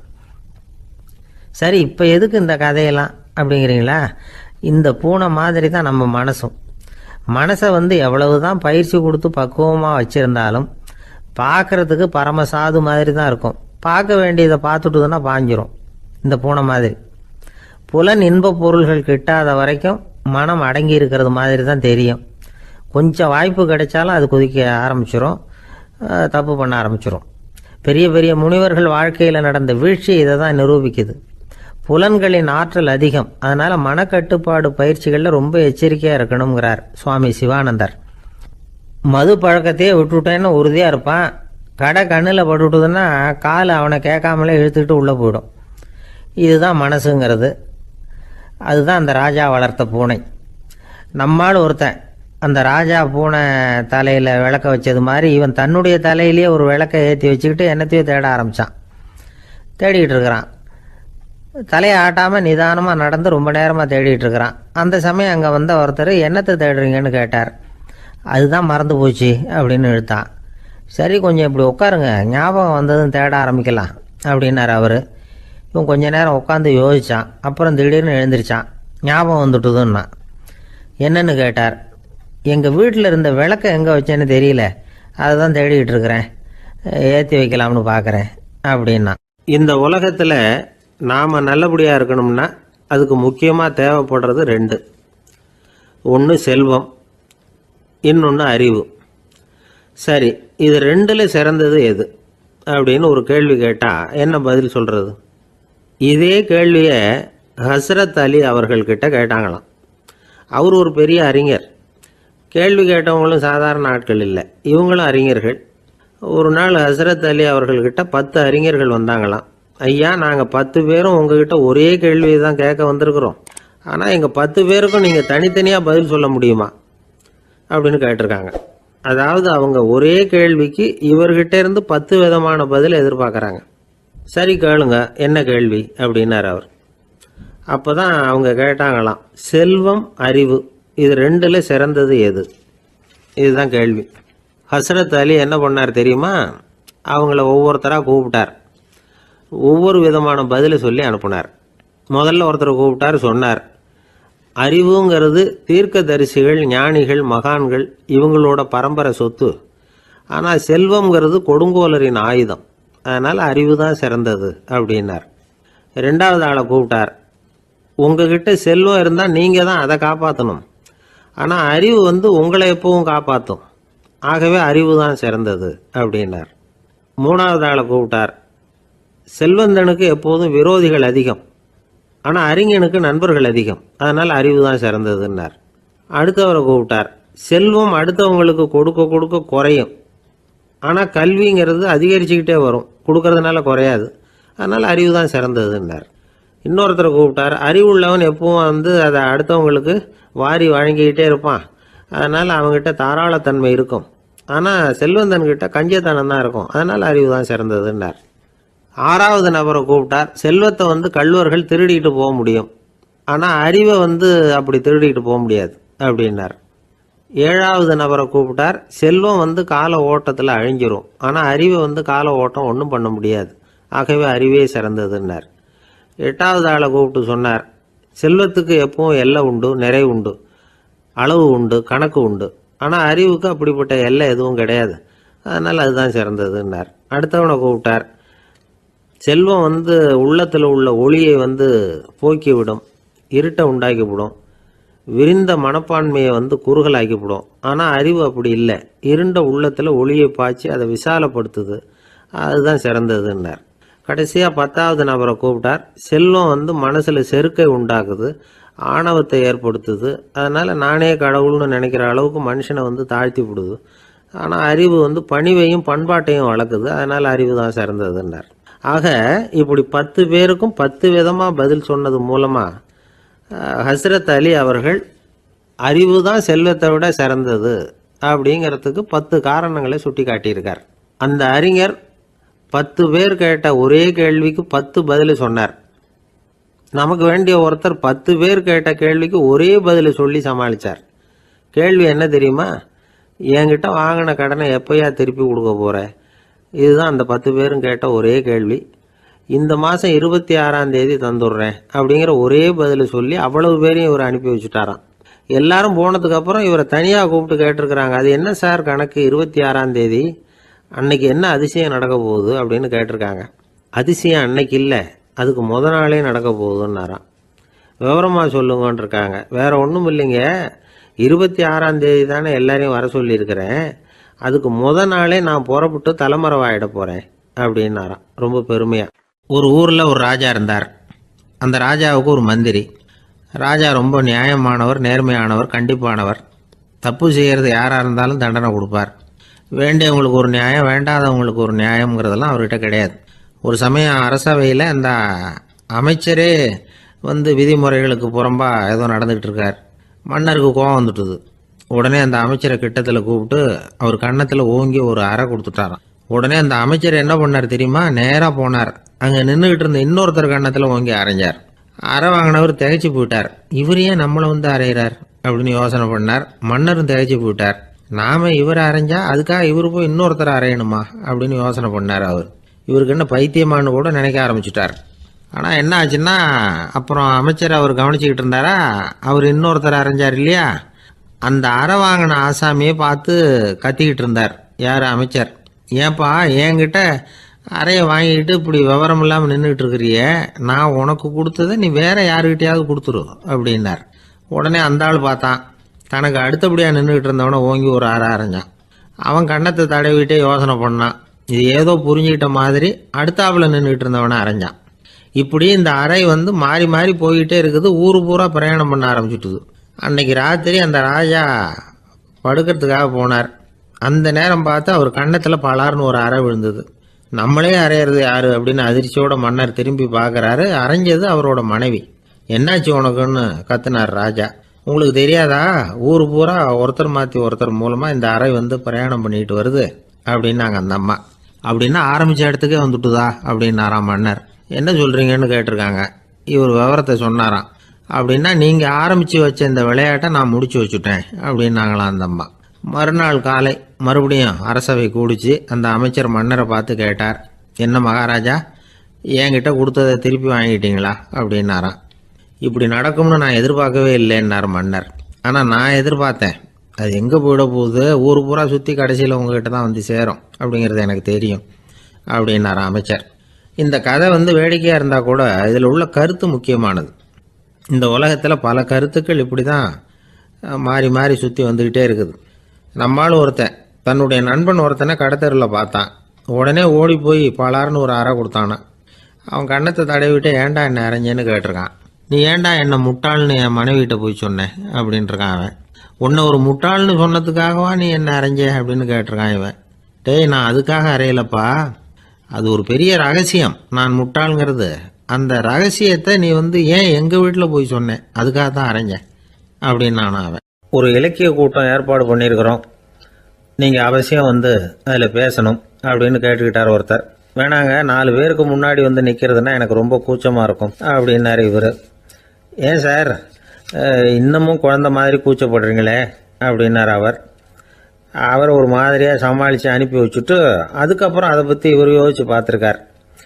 சில நிபுணர்கள் எழுதியிருக்கிறத படித்தும் பார்த்துருக்கிறார். மனோதத்துவ நிபுணர்கள் என்ன சொல்கிறாங்க தெரியுமா? 10லேருந்து 20% குழந்தைகள் பிறக்கிறப்பவே கூச்ச சுபாவம் கொண்டதாக தான் இருக்குதான். ஒரு தாத்தா தன்னோட பேர பிள்ளைய ஆசையாக கூப்பிடுறார் விளையாட்டு காட்ட, அதை அழுதுகிட்டு ஓடி போகுது. ஒரு அம்மா தன்னோட பிள்ளைய பள்ளிக்கூடத்தில் சேர்க்கறதுக்காக கூப்பிட்டுக்கிட்டு போகிறாங்க. அந்த புள்ள அம்மாவோட முந்தானையில் ஒளிஞ்சிக்கிட்டு வெளில வரமாட்டேங்குது. இவங்களெல்லாம் எப்படி சமாளிக்கிறது? குழந்தைகளோட கூச்ச சுபாவத்தை போக்குறது எப்படி? இதுக்கு நிபுணர்கள் சில யோசனைகளை சொல்லியிருக்கிறாங்க. மற்றவங்களுக்கு முன்னாடி என் பையனுக்கு கூச்சம் ரொம்ப அதிகம் சார், மற்றவங்க பார்த்தா ரொம்ப வெக்கப்படுறான், இப்படி சொல்கிற அப்பாக்கள் உண்டு. என் பையன் புது மனுஷாலை பார்த்தா அட்டையாக ஒட்டிக்குவான் சார் அப்படின்னு சொல்கிற அப்பாக்களும் உண்டு. இப்படிலாம் குழந்தைகளுக்கு வந்து முத்திரை குத்துறது ரொம்ப தப்பான். புதுசாக யாராவது வீட்டுக்கு வந்தால் குழந்தை தானாக தன்னோட கூச்சத்தையும் பயத்தையும் போக்கிக்கிட்டு சகஜமாக மாறி வர்றதுக்கு வாய்ப்பு கொடுக்கணுமா. ஒரு கூட்டத்துக்கோ அல்லது சொந்தக்காரங்க கல்யாணத்துக்கோ குழந்தைய அழைச்சிட்டு போகிறீங்க, அங்கே போய் கட்டாயப்படுத்தி குழந்தைய மற்றவங்க கிட்ட பேச சொல்லக்கூடாது. சில சமயம் குழந்தை தானாக தன்னுடைய கூச்ச சுபாவத்தை விட்டு பேசுறதுக்கு முன் வந்தால் அதை பாராட்டணும். குழந்தை கலகலப்பு இல்லாமல் மௌனமாக இருந்ததுன்னா அதையும் கண்டுக்கக்கூடாது. குழந்தை பேச ஆரம்பித்தா அதை ஆர்வத்தோடு கவனிக்க தெரியணும். கலந்து உரையாடுற பழக்கத்தை வீட்லேயே ஆரம்பிக்கலாம். கேட்டதுக்கு பதில் சொல் அப்படின்னு நீங்கள் அதிகாரம் பண்ணிகிட்டு இருக்கக்கூடாது. அது வந்து குழந்தைக்கு பேசுகிற சந்தர்ப்பத்தை குறைச்சிருமா. இப்போ நாம் அதிகாரம் பண்ணால் கேலி செய்கிற பழக்கம் குழந்தைகளை வந்து ரொம்ப பாதிச்சிருமா. பெரியவங்களானதுக்கு அப்புறமும் சில பேர் கூச்சத்தோடவும் பயத்தோடவும் இருக்கிறதுக்கு இதுதான் காரணம். சின்ன வயசில் அவங்கெல்லாம் ஏதாவது கேலிக்கு ஆளாகி இருப்பாங்க. 2வது குழந்தை மூத்த குழந்தைய வந்து கேலிக்கு ஆளாகிற சந்தர்ப்பங்களை கண்டு கேலி பண்ணினா அது இளம் நெஞ்சங்களை விட்டு நீங்கிறதே இல்லையா. எப்பவும் குழந்தையோட நடை உடை பாவனைகளை பற்றி சொல்லிக்கிட்டே இருக்கக்கூடாதான். அதுவே கூச்ச சுபாவத்தை கொண்டுட்டு வந்துருமா. அப்பா எங்கேன்னு யாராவது கேட்டால் இது மாதிரி இன்ன காரியத்துக்காக வெளியில் போயிருக்கார், இத்தனை மணிக்கு திரும்பி வருவார் அப்படின்னு சொல்கிற அளவுக்கு குழந்தைகளை வந்து பழக்கப்படுத்தி வைக்கணும். ஃபோன்லேயே யாராவது விசாரித்தா கூட இது மாதிரி பதில் சொல்லு அப்படின்னு சொல்லணும். சின்ன சின்ன மீட்டிங்கில் 4 வார்த்தை பேச தயார் பண்ணலாம். ஒரு கடையிலையோ அல்லது ஹோட்டல்லையோ ஏதாவது விவரம் கேட்கணும்னா உங்கள் குழந்தைய தைரியமாக அனுப்புங்க. குழந்தைகள் பணிவாகவும் பொறுமையாகவும் விவரம் கேட்குறப்போ கூச்ச சுபாவம் தானாக போயிடும். சின்ன வயசுலேயே இப்படிலாம் பழக்கப்படுத்தினா தான் வருங்காலத்தில் தைரியமாக இந்த சமுதாயத்தில் வாழ முடியும். இல்லைன்னா 60 வயசுலேயும் அடுப்பங்கரையை விட்டு வெளில வர்றதுக்கு கூச்சப்பட்டுக்கிட்டு தான் இருக்க வேண்டியிருக்கும். இந்த காலத்து பிள்ளைங்க எவ்வளவோ பரவாயில்ல, எதுக்கும் தயங்குறதில்ல, கூச்சப்படுறதில்ல. ஒரு அம்மா அடுப்பங்கரையிலேருந்து சத்தம் போட்டாங்க, டேய் ராமு, தயவு பண்ணி அந்த டிவியை நிறுத்துறா, அந்த பெண்ணோட குரல் மகா மோசம், அடுப்பங்கரையில் இருக்கிற என்னாலேயே அதை சகிச்சிக்க முடியல அப்படின்னாங்களாம். உடனே பையன் கொஞ்சம் கூட தயங்காமல் பதில் சொல்கிறான், அம்மா இந்த குரல் டிவியிலேருந்து வரல, எதிர்த்த விட்டு மாமி தான் இங்கே வந்திருக்கிறாங்க, அவங்க தான் இப்போ என்னோட பேசிக்கிட்டு இருக்கிறாங்க அப்படின்னு. வங்க நாவலாசிரியர் சரத் சந்திரர் ஒரு நண்பர் அவர்கிட்ட வந்தார்.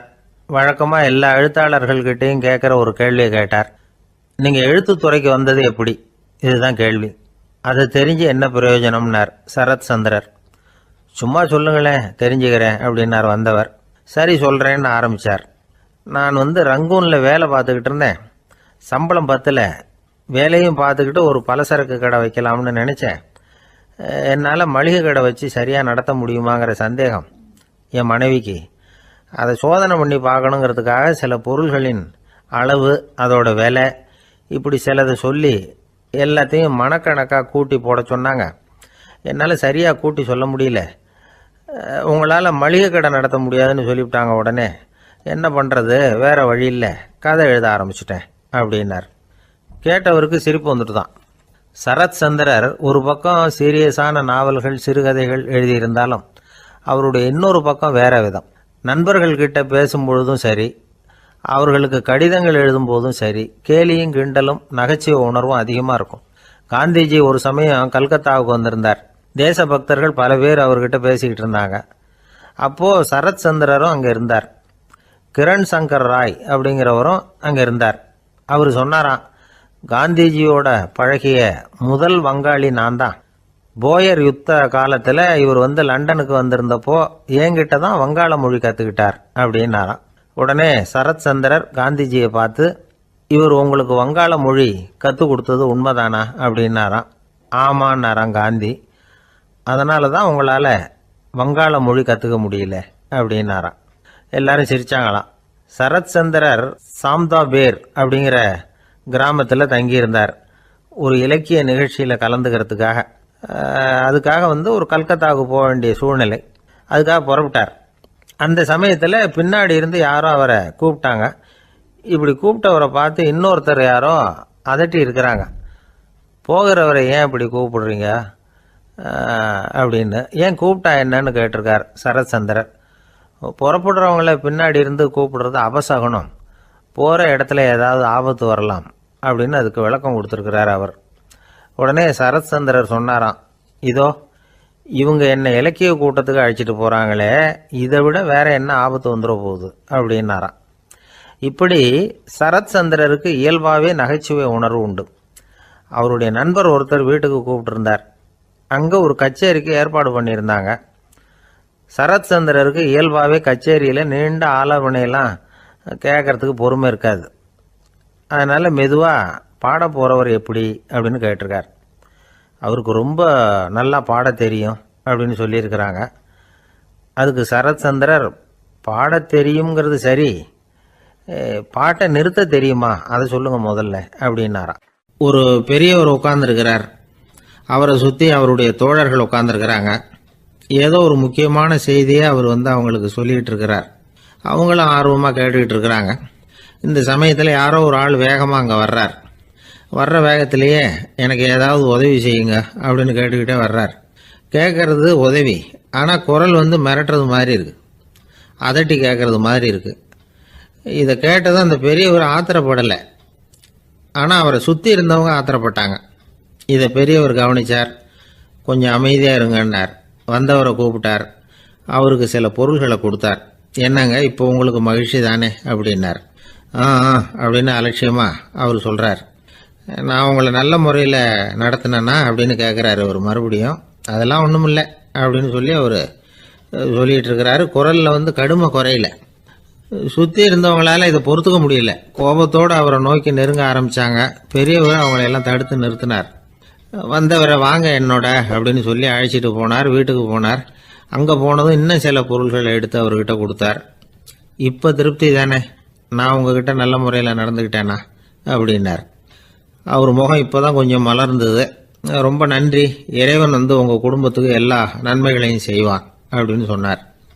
இதே வார்த்தைகளை என்னுடைய தோழர்கள்கிட்டே சொல்லிட்டீங்கன்னா அவங்க கோபம் தணிஞ்சிரும், வர முடியுமான்னார்.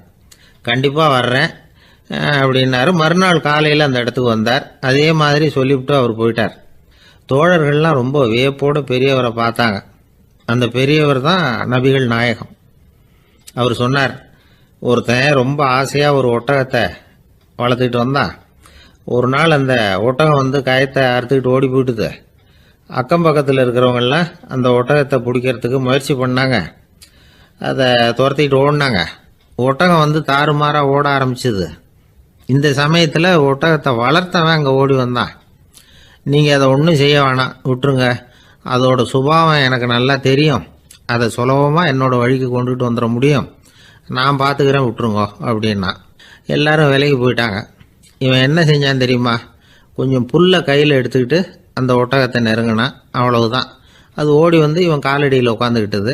செல்லமாக அதை அப்படியே தடவி கொடுத்தான். முதுகில் ஏறி உட்காந்துக்கிட்டான். அது பாட்டுக்கு சாதுவாக நடந்து போகுது. இந்த கதையை நபிகள் நாயகம் தம்முடைய தோழர்களுக்கு சொல்கிறார். ஒட்டகத்தை மட்டும் இல்லை, சில மனிதர்களையும் கூட சில விதத்தில் அணுகி தான் அவர்களை வந்து சீர்திருத்த வேண்டியிருக்குது அப்படிங்கிறத அவங்களுக்கு உணர்த்தினார். இது ஒரு அழகான உளவியல் அணுகுமுறை. சில குடும்ப தலைவர்கள் கூட இந்த ஒட்டகம் மாதிரி நடந்துக்கிறது உண்டு. அப்புறம் அடங்கி போகிறதும் உண்டு. ஒரு குடும்ப தலைவர் காலையில் எழுந்திரிச்சதுலேருந்து சத்தம் போட்டு கத்திக்கிட்டு இருப்பார். பக்கத்தில் இருந்தவங்கலாம் ஓடி போய் சமாதானம் பண்ணி பார்த்தாங்க. அவர் ஓயறது மாதிரி தெரியல. கடைசியில் அவர் மனைவி வந்தாங்க. நீங்கள் எல்லாம் விலைக்கு போயிடுங்க, அவர் சுபாவம் எனக்கு தெரியும், நான் பார்த்துக்கிறேன் அப்படின்னாங்க. சரின்னு எல்லாரும் போயிட்டாங்க. சாயந்தரமாக வந்து பார்க்குறாங்க, அவர் சத்தம் இல்லாமல் ஒரு மூலையில் உட்காந்துருக்கிறார். ரொம்ப சாதுவா. ஆச்சரியமாக இருந்தது. என்னம்மா பண்ணீங்கன்னு கேட்டாங்க. அது ஒன்றும் இல்லைங்க, ஒரு வேளை சாப்பாட்டை நிறுத்தினேன், பட்னி போட்டேன், அவ்வளவுதான் அப்படின்னாங்க அந்த அம்மா. அமெரிக்க ஜனாதிபதி ஆப்ரஹாம் லிங்கன் ஒரு நாள் தன்னோட கோச்சு வண்டியில் தலைநகரான வாஷிங்டனுக்கு போயிட்டு இருக்கிறார். கோச்சு வண்டி ஒரு சாலையில் போயிட்டு இருக்கு. அந்த சாலைக்கு ஒரு பக்கத்தில் பயங்கரமான சதுப்பு நிலம். சதுப்பு நிலம்னா அது புதைகுழி, புதை மணல்ங்கிறோம்ல, அது மாதிரி. அந்த சதுப்பு நிலத்தில் யாராவது மாட்டிக்கிட்டா அவ்வளோதான், ஆளை கொஞ்சம் கொஞ்சமாக உள்ள அமுக்கிவிடும். தப்பிச்சு கரையேறது கஷ்டம். அப்படிப்பட்ட நிலம் அது. ஆப்ரஹாம் லிங்கன் ஏதோ ஒரு முக்கியமான அரசாங்க வேலையாக போயிட்டு திரும்பி வந்துக்கிட்டு இருக்கிறார். அதனால் அந்த சமயத்தில் அவர் விலை வசந்த ஆடைகளை அணிஞ்சிருக்கிறார். அப்படி அவர் அந்த கோச்சு வண்டியில் வந்துக்கிட்டு இருக்கிறாரு. அந்த சமயத்தில் ஒரு காட்சி அவர் கண்ணில் பட்டுட்டுது. என்ன தெரியுமா? ரோட்டுக்கு பக்கத்தில் இருந்த சதுப்பு நிலத்தில் ஒரு இளம் பன்றி குட்டி சிக்கிக்கிட்டு தவிச்சிக்கிட்டு இருக்குது. பரிதாபமாக கத்திக்கிட்டு இருக்குது. அதை பார்த்தார் லிங்கன். அவருக்கு என்ன மாதிரி ஆயிட்டுது. உடனே வண்டியை நிறுத்த சொன்னார். கீழே இறங்கினார். தன்னோட விலை வசந்த ஆடைகளை பற்றி லட்சியம் பண்ணவே இல்லை. தனக்கே ஆபத்து வரலாம்ங்கிறத பற்றியும் கவலைப்படலை. தான் ஒரு குடியரசுத் தலைவருங்கிறத பற்றியும் அவர் நினச்சி பார்க்கல. நேராக அந்த சதுப்பு நிலம் பக்கமாக போனார். அந்த சேத்துல இறங்கி பன்றிக்குட்டியை காப்பாற்றி கரைக்கு கொண்டுட்டு வந்து சேர்த்துட்டார். அதுக்கப்புறம் நிம்மதியாக கோச்சு வண்டியில் ஏறி வெள்ள மாளிகைக்கு வந்து சேர்ந்தார். ட்ரெஸ்ஸு, உடம்பு பூரா சேறு சகதி. பார்க்குறவங்களுக்கெல்லாம் ஆச்சரியமாக போச்சு. அவங்களுக்கு ஒன்றும் புரியல. இவர் நேராக ட்ரெஸ்ஸு மாற்றிக்கிறதுக்காக போனார். கோச்சு வண்டி ஓட்டிகிட்டு வந்தவங்கிட்ட போய் எல்லாரும் கேட்டாங்க, என்ன ஆச்சு அப்படின்னு. அவர் வர்ற வழியில் நடந்த விவரத்தை சொன்னார். ஆப்ரஹாம் லிங்கனுடைய இந்த இறக்க குணத்தை எல்லாரும் பாராட்டினாங்களாம், புகழ்ந்தாங்களாம். ஆனால் இதுக்கு லிங்கன் என்ன பதில் சொன்னார் தெரியுமா? தயவு பண்ணி இந்த புகழ்ச்சியான பேச்சையெல்லாம் ஒதுக்குங்க, அதெல்லாம் வேணாம். அந்த சின்ன பிராணி சகதியில் மாட்டிக்கிட்டு துடிச்சிக்கிட்டு இருந்தது, அதை பார்த்தேன். உடனே என்னுடைய இதயத்தில் ஒரு முள்ளு தைச்சது மாதிரி ஒரு உணர்வு. அந்த முள்ளை பிடுங்கி எறிஞ்சேன், அவ்வளவுதான். உண்மையில் அந்த பிராணிக்கு நான் வந்து உதவினேங்கிறத விட எனக்கு ஏற்பட்ட இன்னலை போக்கிக்கிட்டேன் அப்படிங்கிறது தான் உண்மை. அதுதான் பொருத்தம். அப்படி இருக்கிறப்போ இதில் புகழறதுக்கு என்ன இருக்குது அப்படின்னாரு ஆப்ரஹாம் லிங்கன். எவ்வளவு யதார்த்தமான வார்த்தைகள் பாருங்க. இந்த காலத்தில் நம்மளையும் பல பேர் அப்படி உண்டு. நீச்சல் தெரியாத ஒரு ஆள் தண்ணியில் இறங்கிட்டான்.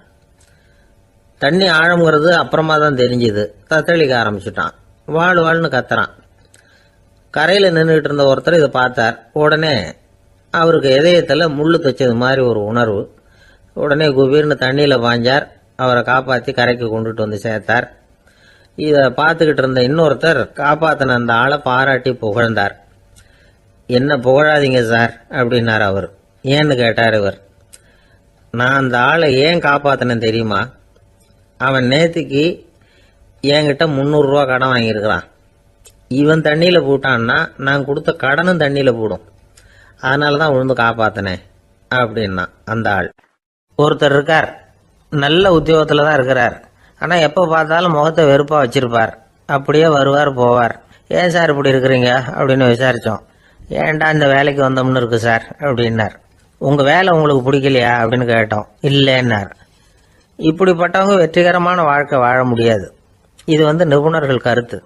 வேலையை நேசிக்க தெரிந்தவர்கள் வெற்றி பெறுவார்கள் அப்படிங்கிறாங்க அவங்க. எந்த துறையாக இருந்தாலும் சரி, அந்த துறையில் வெற்றிகரமாக இருக்கிறவங்கள விசாரித்து பாருங்கள். எனக்கு என்னுடைய வேலை ரொம்ப பிடிக்கும் அப்படின்னு சொல்கிறவங்களாக தான் இருப்பாங்க. அப்படி இருந்தால் தான் அது வெற்றிகரமாக இருக்க முடியுது அவங்களால. ஒருத்தனுக்கு பிடித்தமான பொழுதுபோக்கே அவனுடைய தொழிலாக இருந்துட்டுதுன்னா அவனை மாதிரி கொடுத்து வச்சவன் வேற யாரும் இல்லை அப்படிங்கிறார் பெர்னாட் ஷா. ஒரு தடவை மன்னர் ஹுமாயூன் உயிரை தண்ணீர் முண்டு ஊற்றுகிற தொழிலாளி ஒருத்தர் காப்பாற்றினாராம் அந்த ஹுமாயூன் உயிரை. உடனே மன்னர் கேட்டிருக்கார், உனக்கு என்ன வேணும்னாலும் கேளு தரேன், உயர் பதவி வேணுமா அப்படின்னு கேட்டாராம். மன்னா, மக்களின் தாகம் தீர்க்கக்கூடிய இந்த பணியை விட உயர்ந்தது உண்டா அப்படின்னாராம் அந்த தொழிலாளி. அவரால் அவருடைய வேலையை நேசிக்க முடிஞ்சுது, அதனால் மகிழ்ச்சியாக இருக்க முடிஞ்சுது. நாமெல்லாம் அப்படி இல்லை. வேலை கிடைக்கிற வரைக்கும் கிடைச்சா போதும் அப்படின்னு இருக்கோம். கிடைச்சதுக்கப்புறம் ஏன்டா அந்த வேலைக்கு வந்தோம்னு ரொம்பவும் அழுத்துக்குவோம். சரி, நாம் இருக்கிற இடத்துல நாம் வெற்றிகரமாக இருக்க வழி உண்டா அப்படின்னா உண்டுன்னு சொல்கிறாங்க. அதாவது மன இயல் நிபுணர்கள் இருக்கிறாங்க இல்லையா, அவங்க அதுக்கு முக்கியமாக 6 வழிகள் சொல்கிறாங்க. நீங்கள் ஒரு அலுவலகத்தில் வேலை பார்க்குறவரா அப்படின்னா இதை கேளுங்க. அதாவது உங்கள் மேலதிகாரி எதிர்பார்ப்புக்கு தகுந்த மாதிரி உங்கள் வேலை இருக்குதா? அப்படி இல்லைன்னா முதல்ல உங்கள் வேலையின் தரம் உயரணும். உங்களுக்கு மேலே கீழே வேலை பார்க்குற பணியாளர்கள்கிட்ட நல்ல விதமாக பழகுறீங்களா? அந்த உறவு முறையில் ஏதாவது குறை இருந்தால் அதை கண்டுபிடிச்சி சரி பண்ணுங்க. நம்பிக்கைக்கு உரியவர் அப்படின்னு நீங்கள் பேர் எடுக்கணும். நீங்கள் எடுக்கிற முடிவு நல்ல முடிவாக தான் இருக்கும் அப்படின்னு அடுத்தவங்க சொல்லணும். உங்கள் தோற்றத்துக்கு முக்கியத்துவம் கொடுங்க. இது மனம் உடல் ரெண்டும் சம்பந்தப்பட்டது.